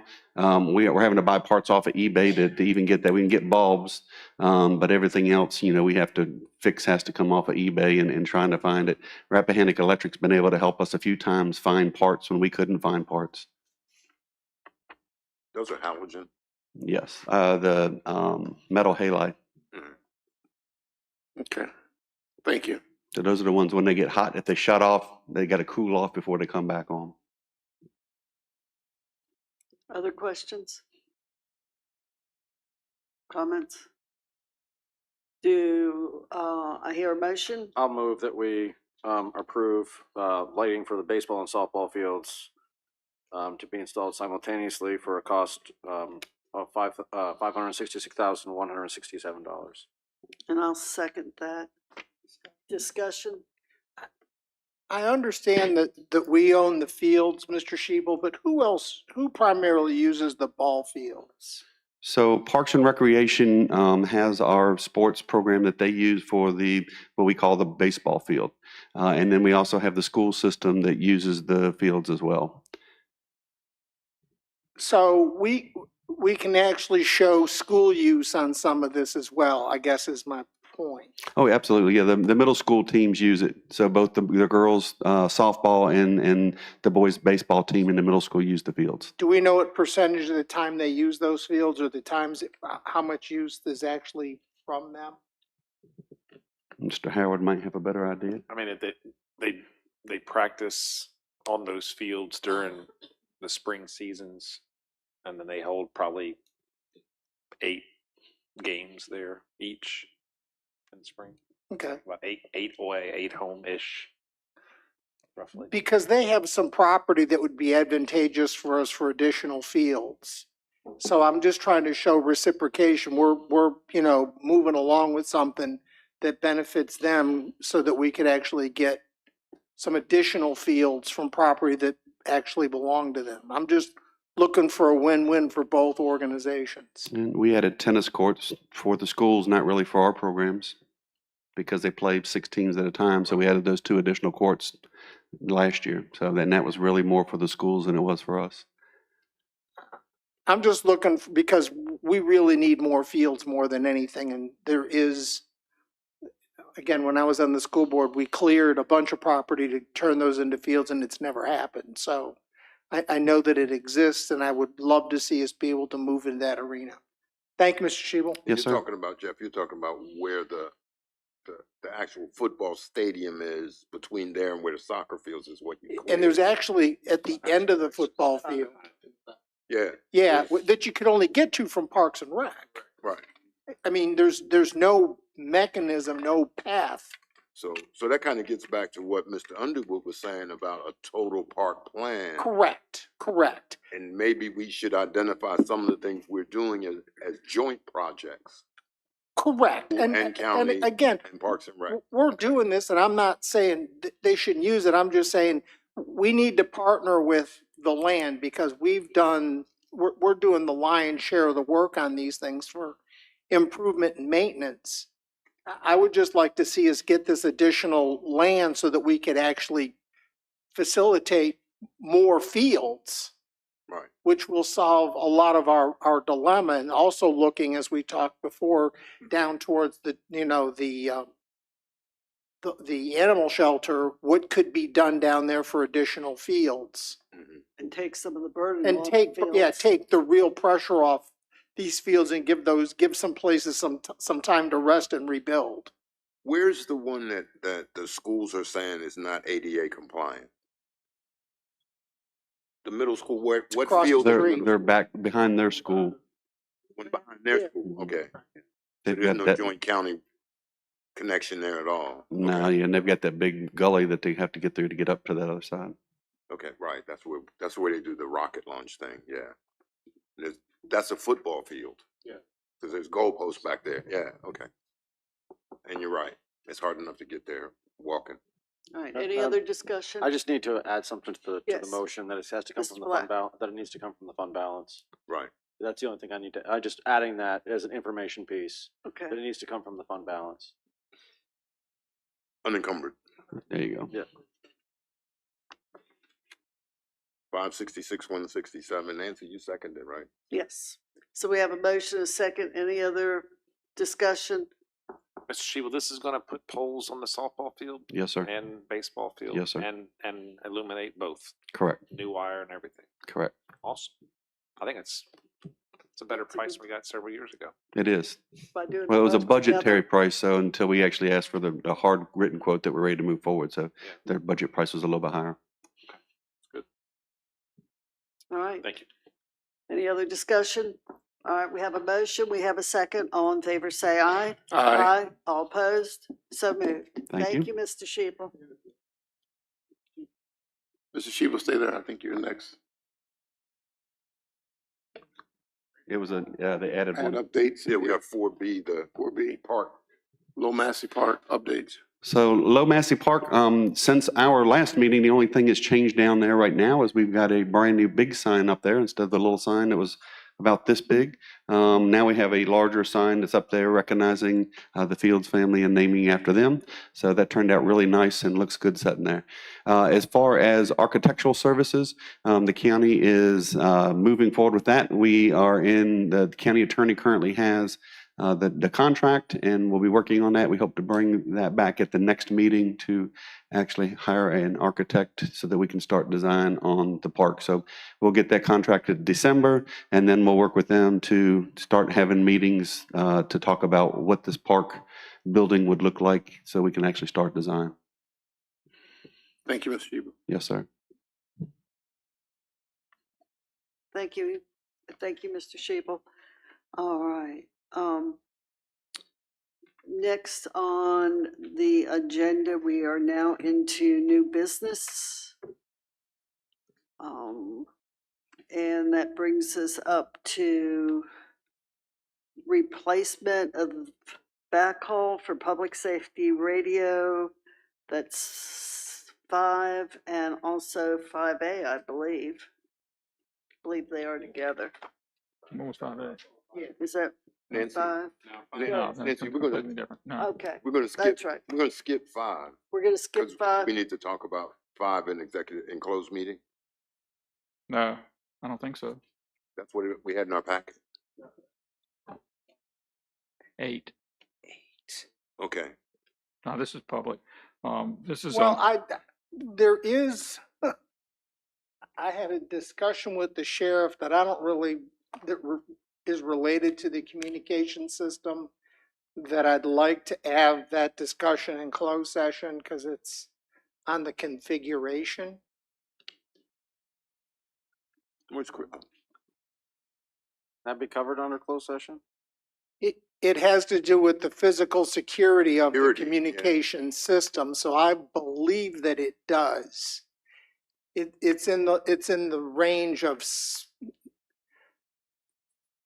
physical configuration of the system. So do we want to pull this until the sheriff can be here? Until The more sheriff is here. scheduled? I'd like to table this until we go to closed session to talk about the configuration. And then I don't have a problem coming out because I think it would then be obvious what would need to be done. Okay, so you would like to table 5 5 until after until closed after session, closed session. please. All right, do I have a second on that? Yes, Madam Chair, I'll second. Second? I All in already favor, did. say aye. Aye. Okay, all opposed? All right, we are going to move 5 to the bottom of the list after closed session. Okay. We have energy ordinance 5, And then All we right, got 5A is our emergency ordinance. emergency ordinance. Yeah. And that is for the change in the deadline for taxes paid without penalty from December 5th to the 15th. Mr. Cully. Correct. And on a good note, tax bills went out in the mail today. So they are out, but obviously, the treasurer, Beth Kern, would like people to have 30 days to pay them without penalty and interest. We do not recommend moving the due date. That's another whole ordinance. It's a lot of trouble. But just to adopt this emergency ordinance, to extend the deadline to where we apply penalty and interest to December 15th.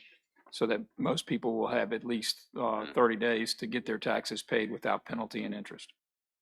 all right. Then It's that's pretty straightforward. I mean, we have just done an it. administrative motion that we're gonna take care of, right? Yeah, you just need to vote on it. All right. You need to adopt this emergency ordinance that Chris McKenzie has prepared and put at the table today. I'm gonna make a motion that we adopt the emergency ordinance that extends the deadline for penalties for 30 days. Second. I have a motion and a second. Any discussion? All in favor, say aye. Aye. All opposed? So moved. Yeah, 30 would be December 13th. I guess that's only. Have a 5B only. 5B, the poll worker. Poll workers. 5B is the electoral board and the poll Yes. workers. Can we just have staff look at that? And I was That's what gonna I thought we say, were gonna do. Yeah, I just wanted to make sure though, and try to provide staff a little direction.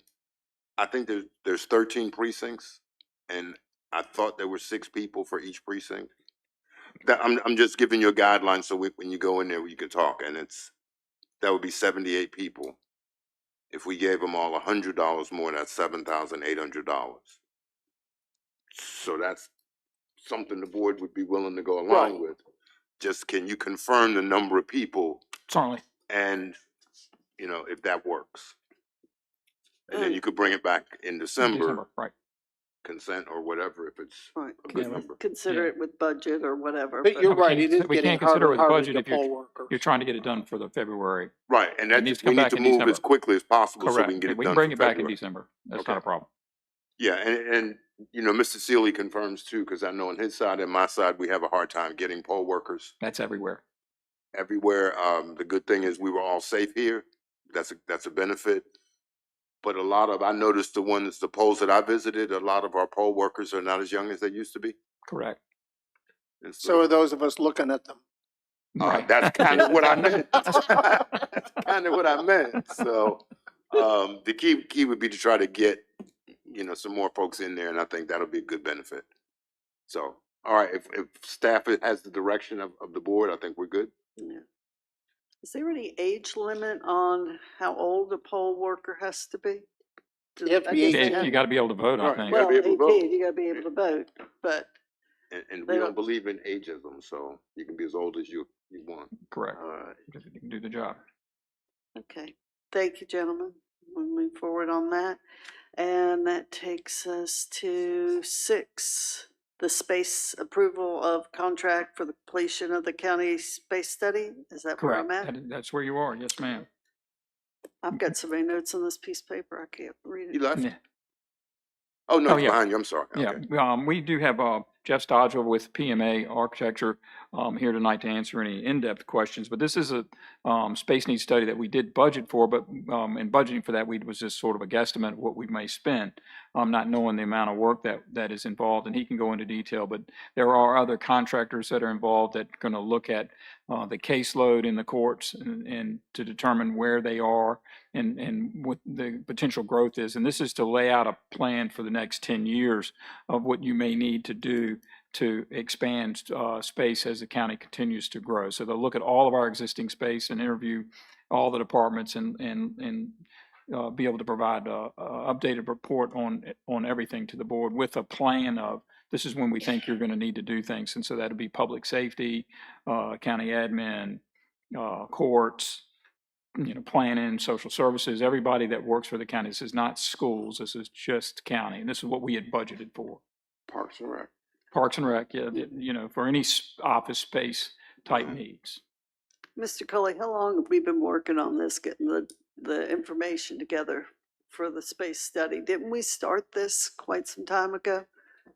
Well, we put an RFP together quite some time ago. We interviewed firms I think in August. So Okay, all right. we're So, working toward trying to get a contract. We've interviewed so many architects now, it's all run together. Somebody might have to help me. I was just wondering what kind of when those response were. we Do you had. remember, or Mr. Schiebel? But after we brought him in, I will have Jeff here to answer questions for you. Thank you.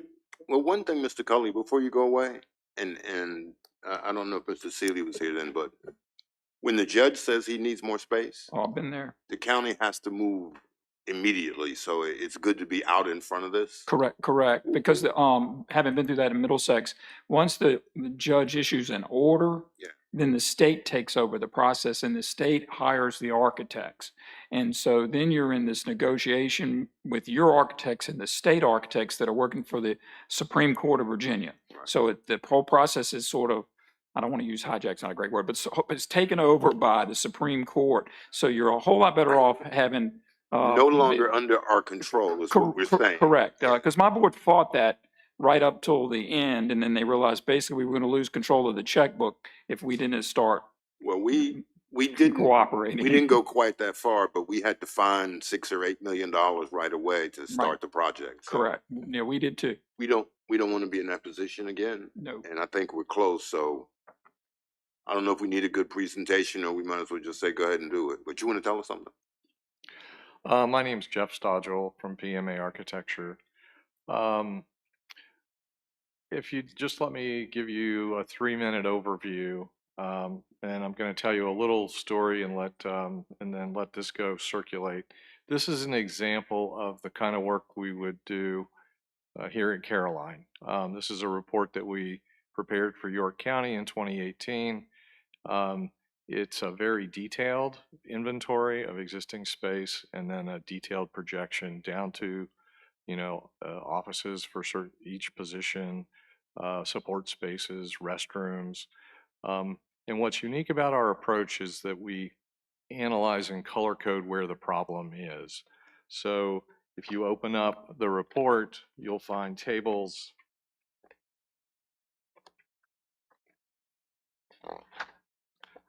that look like this, and you'll see a color-coded column, and there you can find whether a particular office or department need is okay, it'll be green, and if it's orange or yellow, then there's a shortage, and if it's an extreme shortage, it's red. So this becomes a very easy way for the staff, for the board, and for the future planning to focus on solving the direct need. And this is a granular approach that we've developed really to give a much more transparent picture about where are the needs. So let me just pass this. Who wants to run it up there? We will be meeting with each department head. We'll be having sort of a charrette style discussion with certain groups about their thinking of what their needs are. The needs will be developed out of the department head sense of where the growth that they see in the next 5 to 10 years is going to be. Now, we're going to be asking them for positions. What are your current personnel positions? What kind of support spaces do you need? How many conference rooms? How many support spaces for IT? We're going to develop a whole list of those detailed needs. And then we're going to apply a set of standards that have been developed over time that our firm uses. They're very similar to what the military uses for office planning. They're tuned into what local government needs. For example, one of the things that we've found is computer monitors now take up a large area on the desk. There was the day and time where we had small monitors. Now we have 2, sometimes 3 monitors. And this has changed the nature of the workspace. So we want to build the inventory of what you need based on the furniture that's going to be needed, on the positions, the kind of work, and this will be right-sized in terms of understanding exactly what needs to happen in that space. The reason the detail is so important is that if you move ahead with a project, this kind of report will allow you to plan it so that the furniture fits and everybody gets exactly what they need. Perhaps the best compliment that I've gotten, and maybe the reason I would tell you that our approach is superior, is that the public works engineer responsible for working to meet the county's space needs used that report as the authoritative guide when employees would come or departments would come and request space. And long after we finished the report, she would open it up and say, well, this is what the report says that you're going to need, and this is what you're going to get. And so what we plan to do is bring you a very reliable guideline for how to manage space in the future. So I'd be happy to respond to questions. Could I ask a quick question? Yes, Mr. Thomas.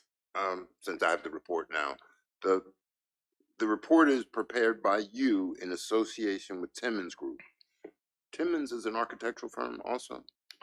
No, Timmons is a civil engineering firm. Civil engineer, okay. And we use Timmons. In fact, we've included them in our proposal to you for this space needs report. What happens is we go in and we determine what a department needs, and then we start putting the department needs together. If that implies an addition to a building or a new building, we need to then go look at what does this mean on the ground? Can we do an addition easily? Sometimes in some of these studies, we will want to do some additional work.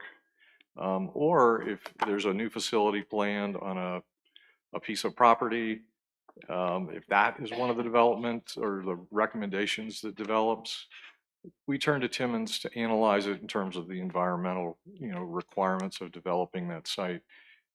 And what comes out of determining the space needs ultimately is a capital budget. So one of the things we're going to do is form up a series of options for meeting space needs and put together a planning budget for that, which would represent what the capital needs would be in the future to meet your needs. So the civil engineer is really important because we spend a lot of money on most projects in the ground, just, supporting the buildings and handling stormwater, et cetera. You wouldn't by any chance do parks too, would you? Well, if my dad, who started the firm, was here, he would say, yes, we do parks, but it's been a long time. And it would depend on the kind of park. We've done recreational work related to military projects. So I wouldn't say no, we couldn't. It would depend on what kind of park. If it's a skate park, we're probably not the folks to take it on, but there are other things that we could help with. But I mean, conceptually, you heard our discussion about adding on lights to our parks and whatnot. Maybe Right. if we gave you the data, you could say that this particular park structure needs, whatever else to make it satisfactory. Sure, absolutely. Okay. Yeah, because that would solve, is that all right, Nancy? Fine. Go ahead. It would facilitate, when you look at the number of fields we have and you look at the amount of use that we have, there are all different perturbations on how you solve the use to person sort of scenario that we have. And I think that is sort of what we as a board been struggling with, and it's probably not always fair to our public works director because we all have opinions. We've never had anybody independent come in and go, you've only got 6 fields and you've got 700 kids playing soccer, and now you want to add football. So when you look at those kinds of scenarios, and it's not that we don't have land, is that there are a lot of factors that go into this. What is the best use, the best way to get there, the best layout even may come into play.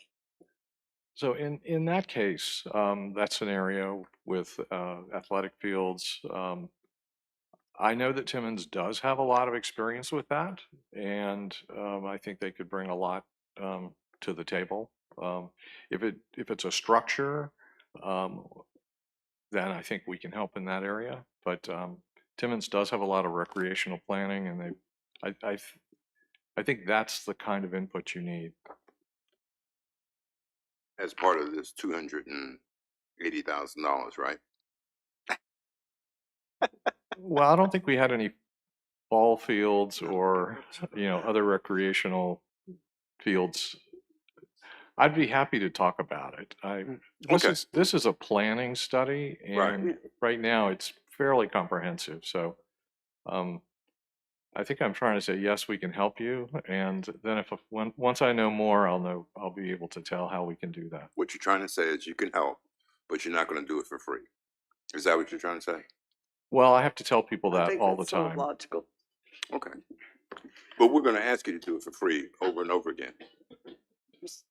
Just so we all know the playing field. We're going to ask again. He knows, he understands. Mr. Forehand, do you have any questions? In the way you do your work, there were some talks about to make sure the furniture fits to this and that.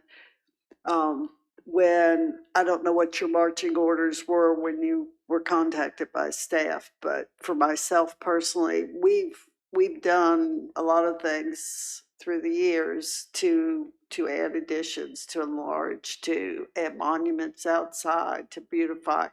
And I'm one for, if it ain't broke, you don't tear it down. You don't throw it away. You make it work, and you enlarge it if you need to. You save your architecture, you save your history. Do you all get into the architecture as well as the square footage of the space usage to make it blend with the town and the countryside? Yes, we do. Most of our work is designing new facilities or renovating existing facilities. We do a lot of historic preservation work. I am on the board of trustees of Preservation Virginia, and I've practiced my whole career in rehabilitation projects, at a significant level. These are properties that would be on the National Register. I also have a lot of town planning and urban design skills. We can handle just about everything. I will say this. This is a warm moment for me. I was before the county board in 1992 here in Bowling Green presenting a historic architectural survey, and I had the opportunity back then to drive every road in the county and look at every building, every house. You have a lovely county and it's very rich with heritage. And I think Bowling Green is one of my most favorite sort of villages. It's really unspoiled, and I think we would see the mission here to make sure that it gets strengthened. Yeah, it's an all-American town. Yep. But of course, you've also got Port Royal, and you've got some beautiful land over in the Ladysmith area too, and some wonderful farms over there. But I just wanted to make sure that you understood that Caroline has its own identity. Mr. Seeley, do you have any questions? I got mine answered. I'm good. Mr. Underwood? No, ma'am, Madam Chair, this is very extensive and looks, it's quite excellent work. Thank you. Thank you.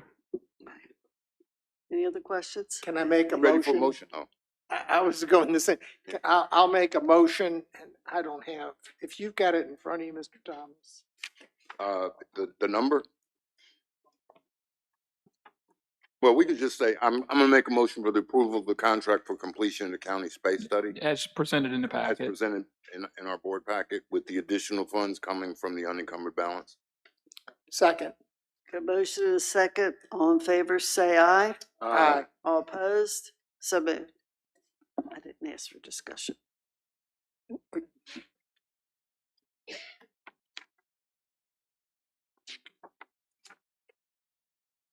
Is Mr. Sadler doing 7, Mr. Cully, or are you doing 7? That one is, oh, I mean, I don't have a problem. I think we need to, I knew that was gonna be an issue. I was just gonna make an emotion, but I wasn't sure if we had many options that needed to be discussed, or. Mr. Sadler's coming down. Yeah, no, that's where he come out of the closet. Perfect.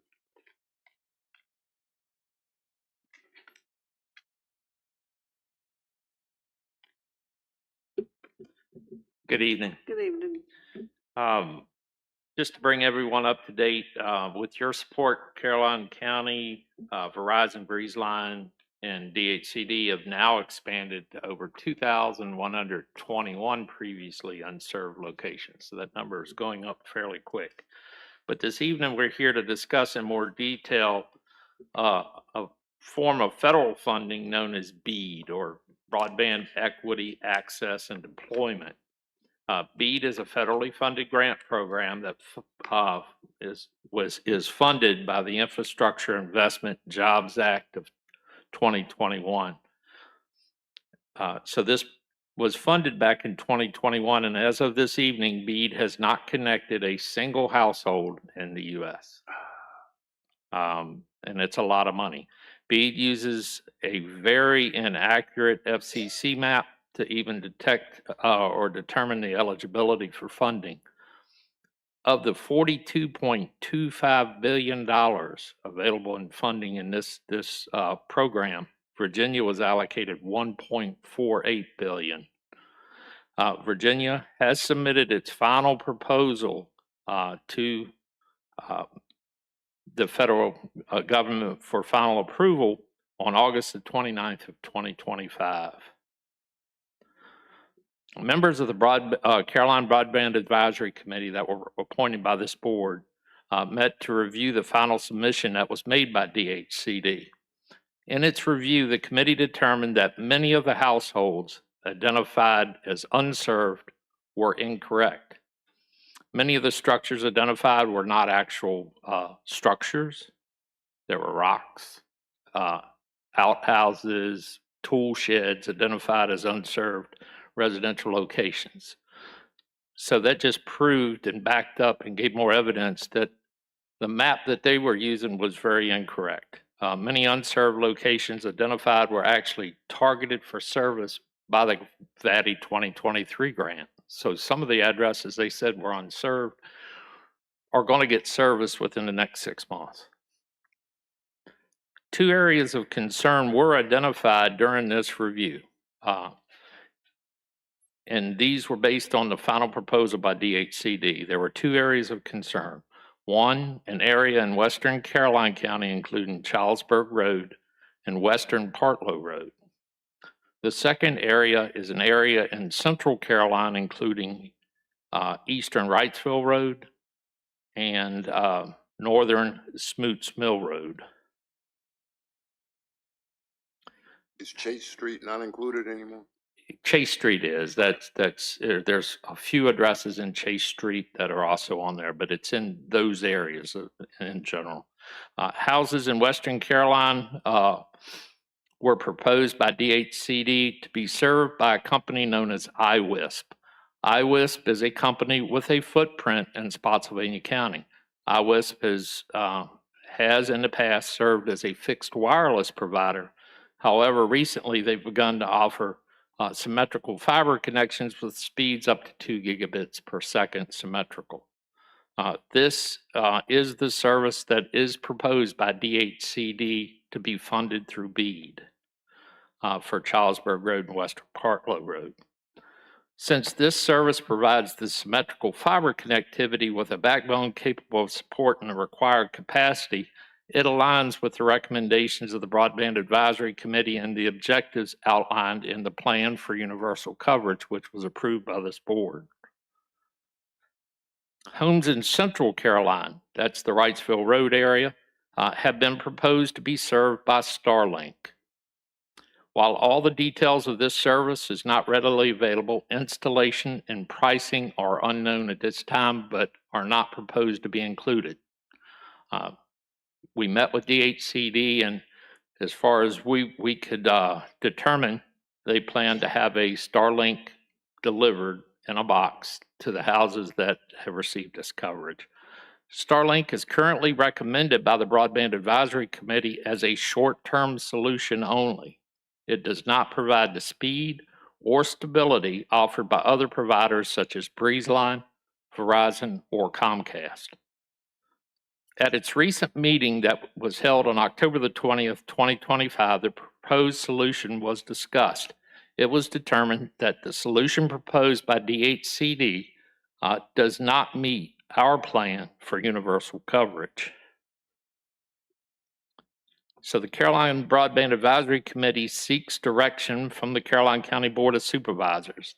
The committee requests authorization to explore alternative options for serving this small group of residents with a solution that meets the standards established in the plan for universal coverage. So I guess our question to the board is, with that solution being Starlink, would you like us as a committee to explore options to serve that with something that is more in line with what is being served to the rest of the county? I certainly would. When I looked at this, and Wrightsville and Smoots were, and Chase Street were all those sort of, you know, they all sort of come together at the end of Chase Street runs into Wrightsville, and Wrightsville wraps around to Smoots. I would like us to pursue, because I know what that looks like down there now, tree cover wise.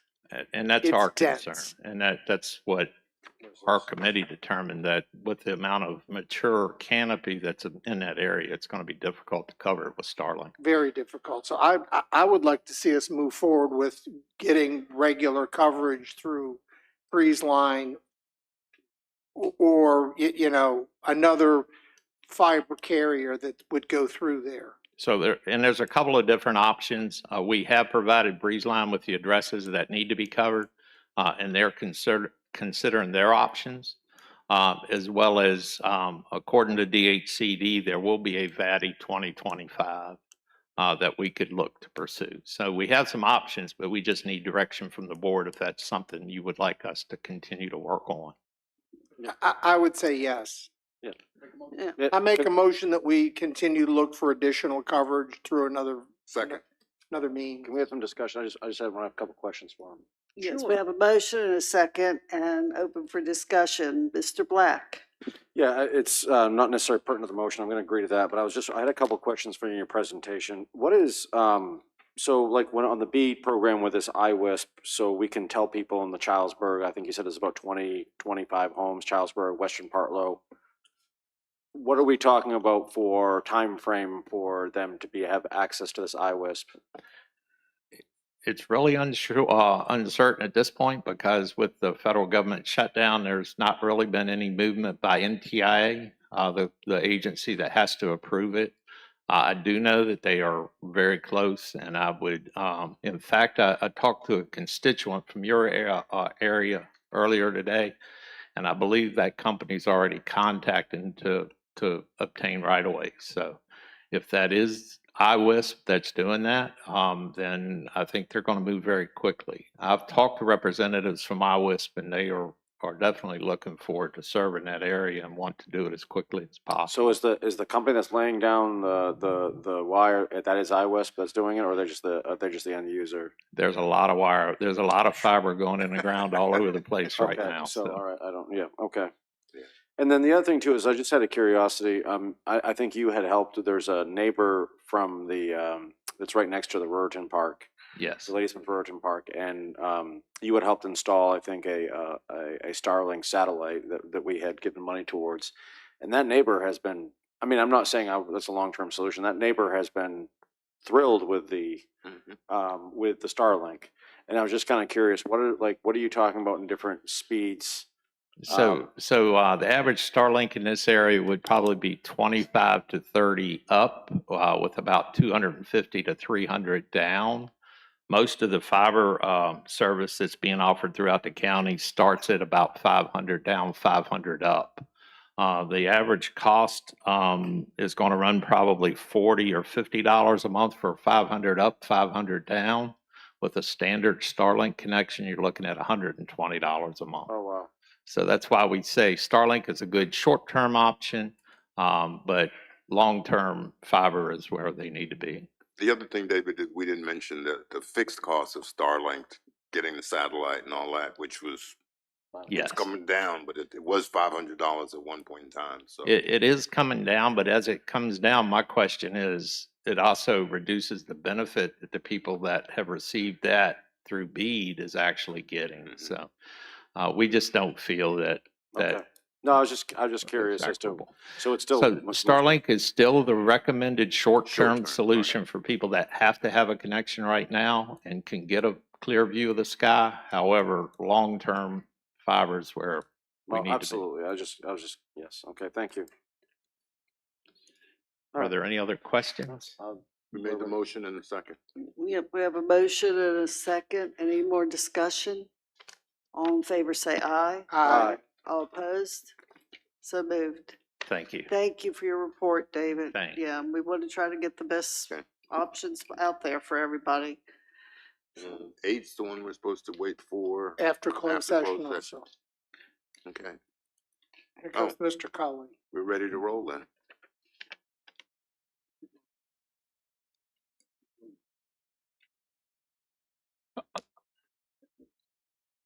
Oh, yeah, I need that.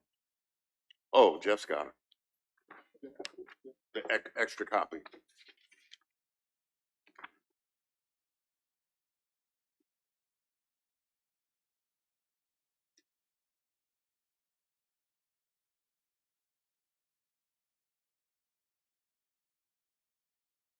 Yeah, Mr. Underwood had called and asked about the reversion funds that had gone on. And as I informed him, we never received reversion funds when I first got here until Dr. Parker got here. And he was the one that actually had came up with the terminology reversion funds. So those had been returned. And so Jennifer put a sheet together of 2020 moving forward, but the 2020 was all the prior years. So if you look on your spreadsheet, all the reversion funds that we had in left over from the school fund totaled up to $3,003,420, and then you reallocated $1,218,507, and that is listed down in the tan and green column. The tan being what we allocated and the green being what the schools actually spent of those reallocated reversion funds, a lot of R's, in those various projects. Since 21, we've been allocating all reversion funds to the CMAS HVAC energy performance contract, along with the money we borrowed for that and the money that the schools had from ARPA funds, the ESSER funds that they added in. But that, so you can see over the years total was $6,205,082 in year-end funds. They go back all the way back to Dr. Parker's time. We've given them $4,420,169. And that was at one time that was returned of $1,784,913 that was just put back into the general fund. That was done in 2020. So that's, and I have talked to the treasurer Beth Kern today about that statement about Anthem funds, and she doesn't know where that came from, and was reaching out to Marcia to find out what she was talking about, because they don't have any Anthem funds anywhere. That, you know, that was all cleared out. As I told you on the phone, there was an argument over that the schools kept thinking they had 300 and some thousand, 350, maybe 358, but that we showed them that they had been given that money back, and they never agreed. But I don't have all those spreadsheets, but I have them. I haven't deleted them, so I have all that if anybody wants to go back down that road again, but hopefully not, because we feel like that was closed. They may feel that's still open, but we don't.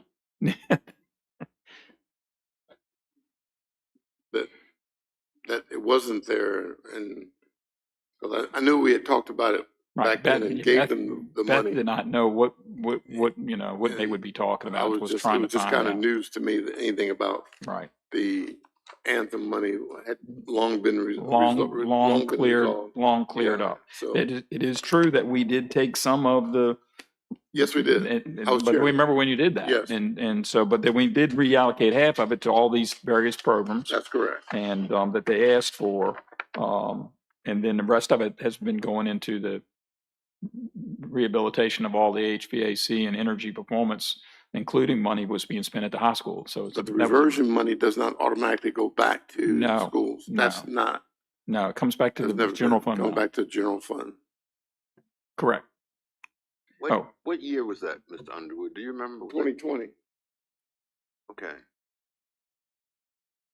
I was trying to remember. I remember the discussion because we were writing on the It was 3 board. million in the 2 years. Right. We gave them half the Half of that. funds, put the other half back into the general I fund. know Tamika was here and she got here in 2020, so it was Right. after she was here. We put it back in the general fund.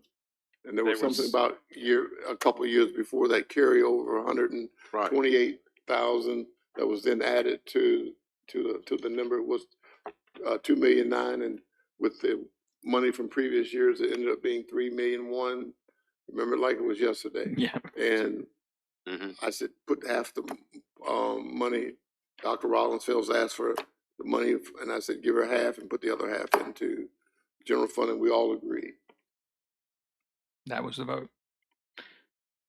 We included also for informational calendar items, update on your capital projects.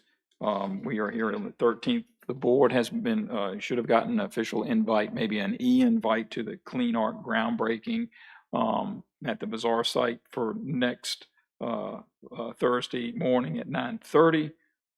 We close as normal, half a day on Wednesday, the 26th for Thanksgiving, and remain closed 27th and 28th. As we heard already, the excitement, the senior gala is Friday, the 5th of December. The board meeting is the 9th, Tuesday, the 9th.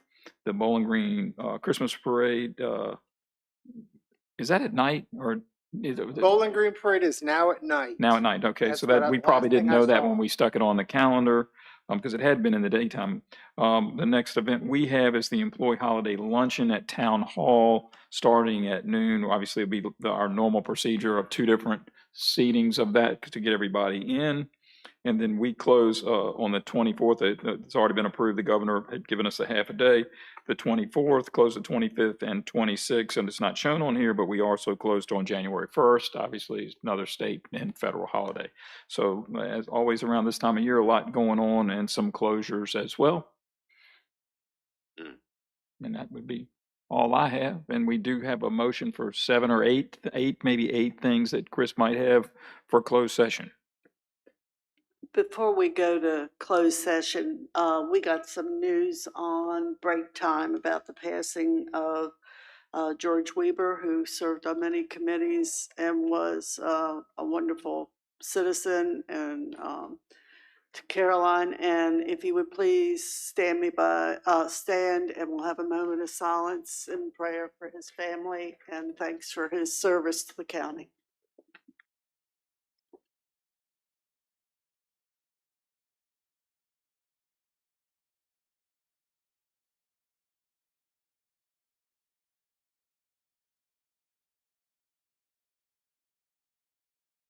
Thank you.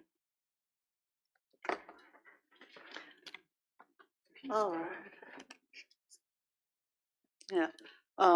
Nancy, he was also part, and it's good to mention, especially since I can see it, he was part of the Caroline County All-America City presentation that actually committee. won us the award, so. Yeah. George was a great guy and we'll miss him. He will definitely be missed. And before we go into closed session, well, I've got you all here and it's fine. I want to thank you all for putting up with me as chair this year. I think this is my last meeting. Well, we got one more. We got December. We'll be back. So I'll try to be not quite as tired.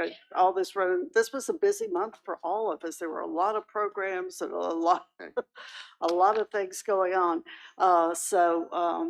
Anyhow, everyone have a good Thanksgiving and take us into closed session, please.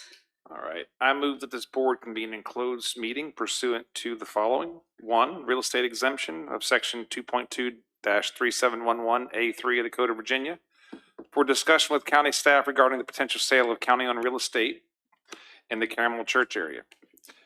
2, the litigation exemption of section 2.2-3711A7 of the Code of Virginia for consultation with the county attorney regarding a recent appeal of the county's Board of Zoning Appeals, a subpoena received by the county regarding litigation in New York State, and pending litigation in the State Corporation Commission, where such consultation and open meeting would adversely affect the litigation posture of the county. 3, the legal counsel and contract exemptions of sections 2.2-3711, A2, and A29 of the Code of Virginia for consultation with the county attorney and discussions with staff regarding the terms of a performance agreement proposed for a new development project in the Reedy Church District, where such discussion in open session would adversely affect the bargaining position or negotiating strategy of the county.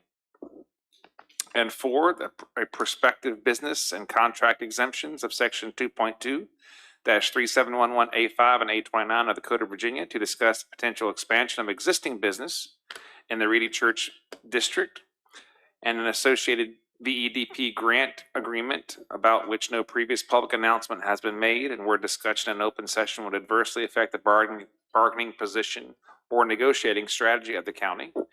And lastly, the cybersecurity exemption of section 2.2-3711A19 for briefing by staff concerning actions to respond to specific cybersecurity threats where discussion in open meeting would jeopardize the security of county information technology systems, as well as discussions of plans related to the security of government IT structures.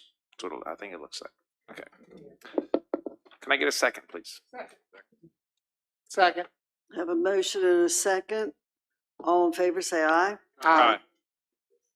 We are in closed session. We will come back only to reconvene and dismiss. So if you are leaving, have a safe trip home and a great Thanksgiving.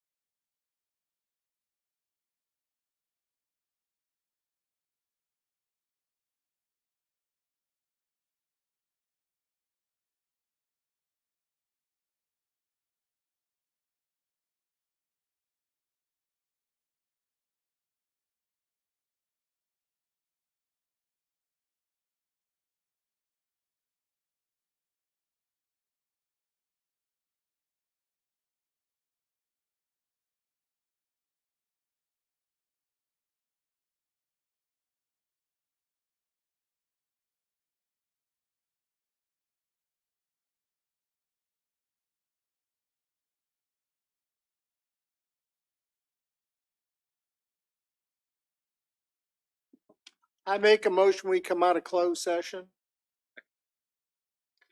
I move, well, Were we ready? Pam ready? Yeah, there would. They're ready. They're They're good. good. yeah. We come out of closed session. All in favor? Aye. All right.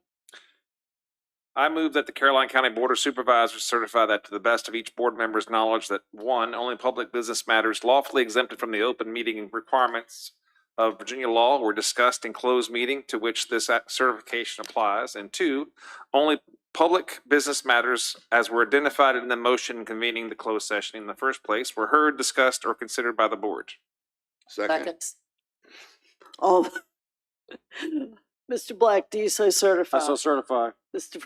Thomas? I so certify. Mr. Forehand? I so certify. I so certify. Mr. Silly? I so certify. Mr. Underwood?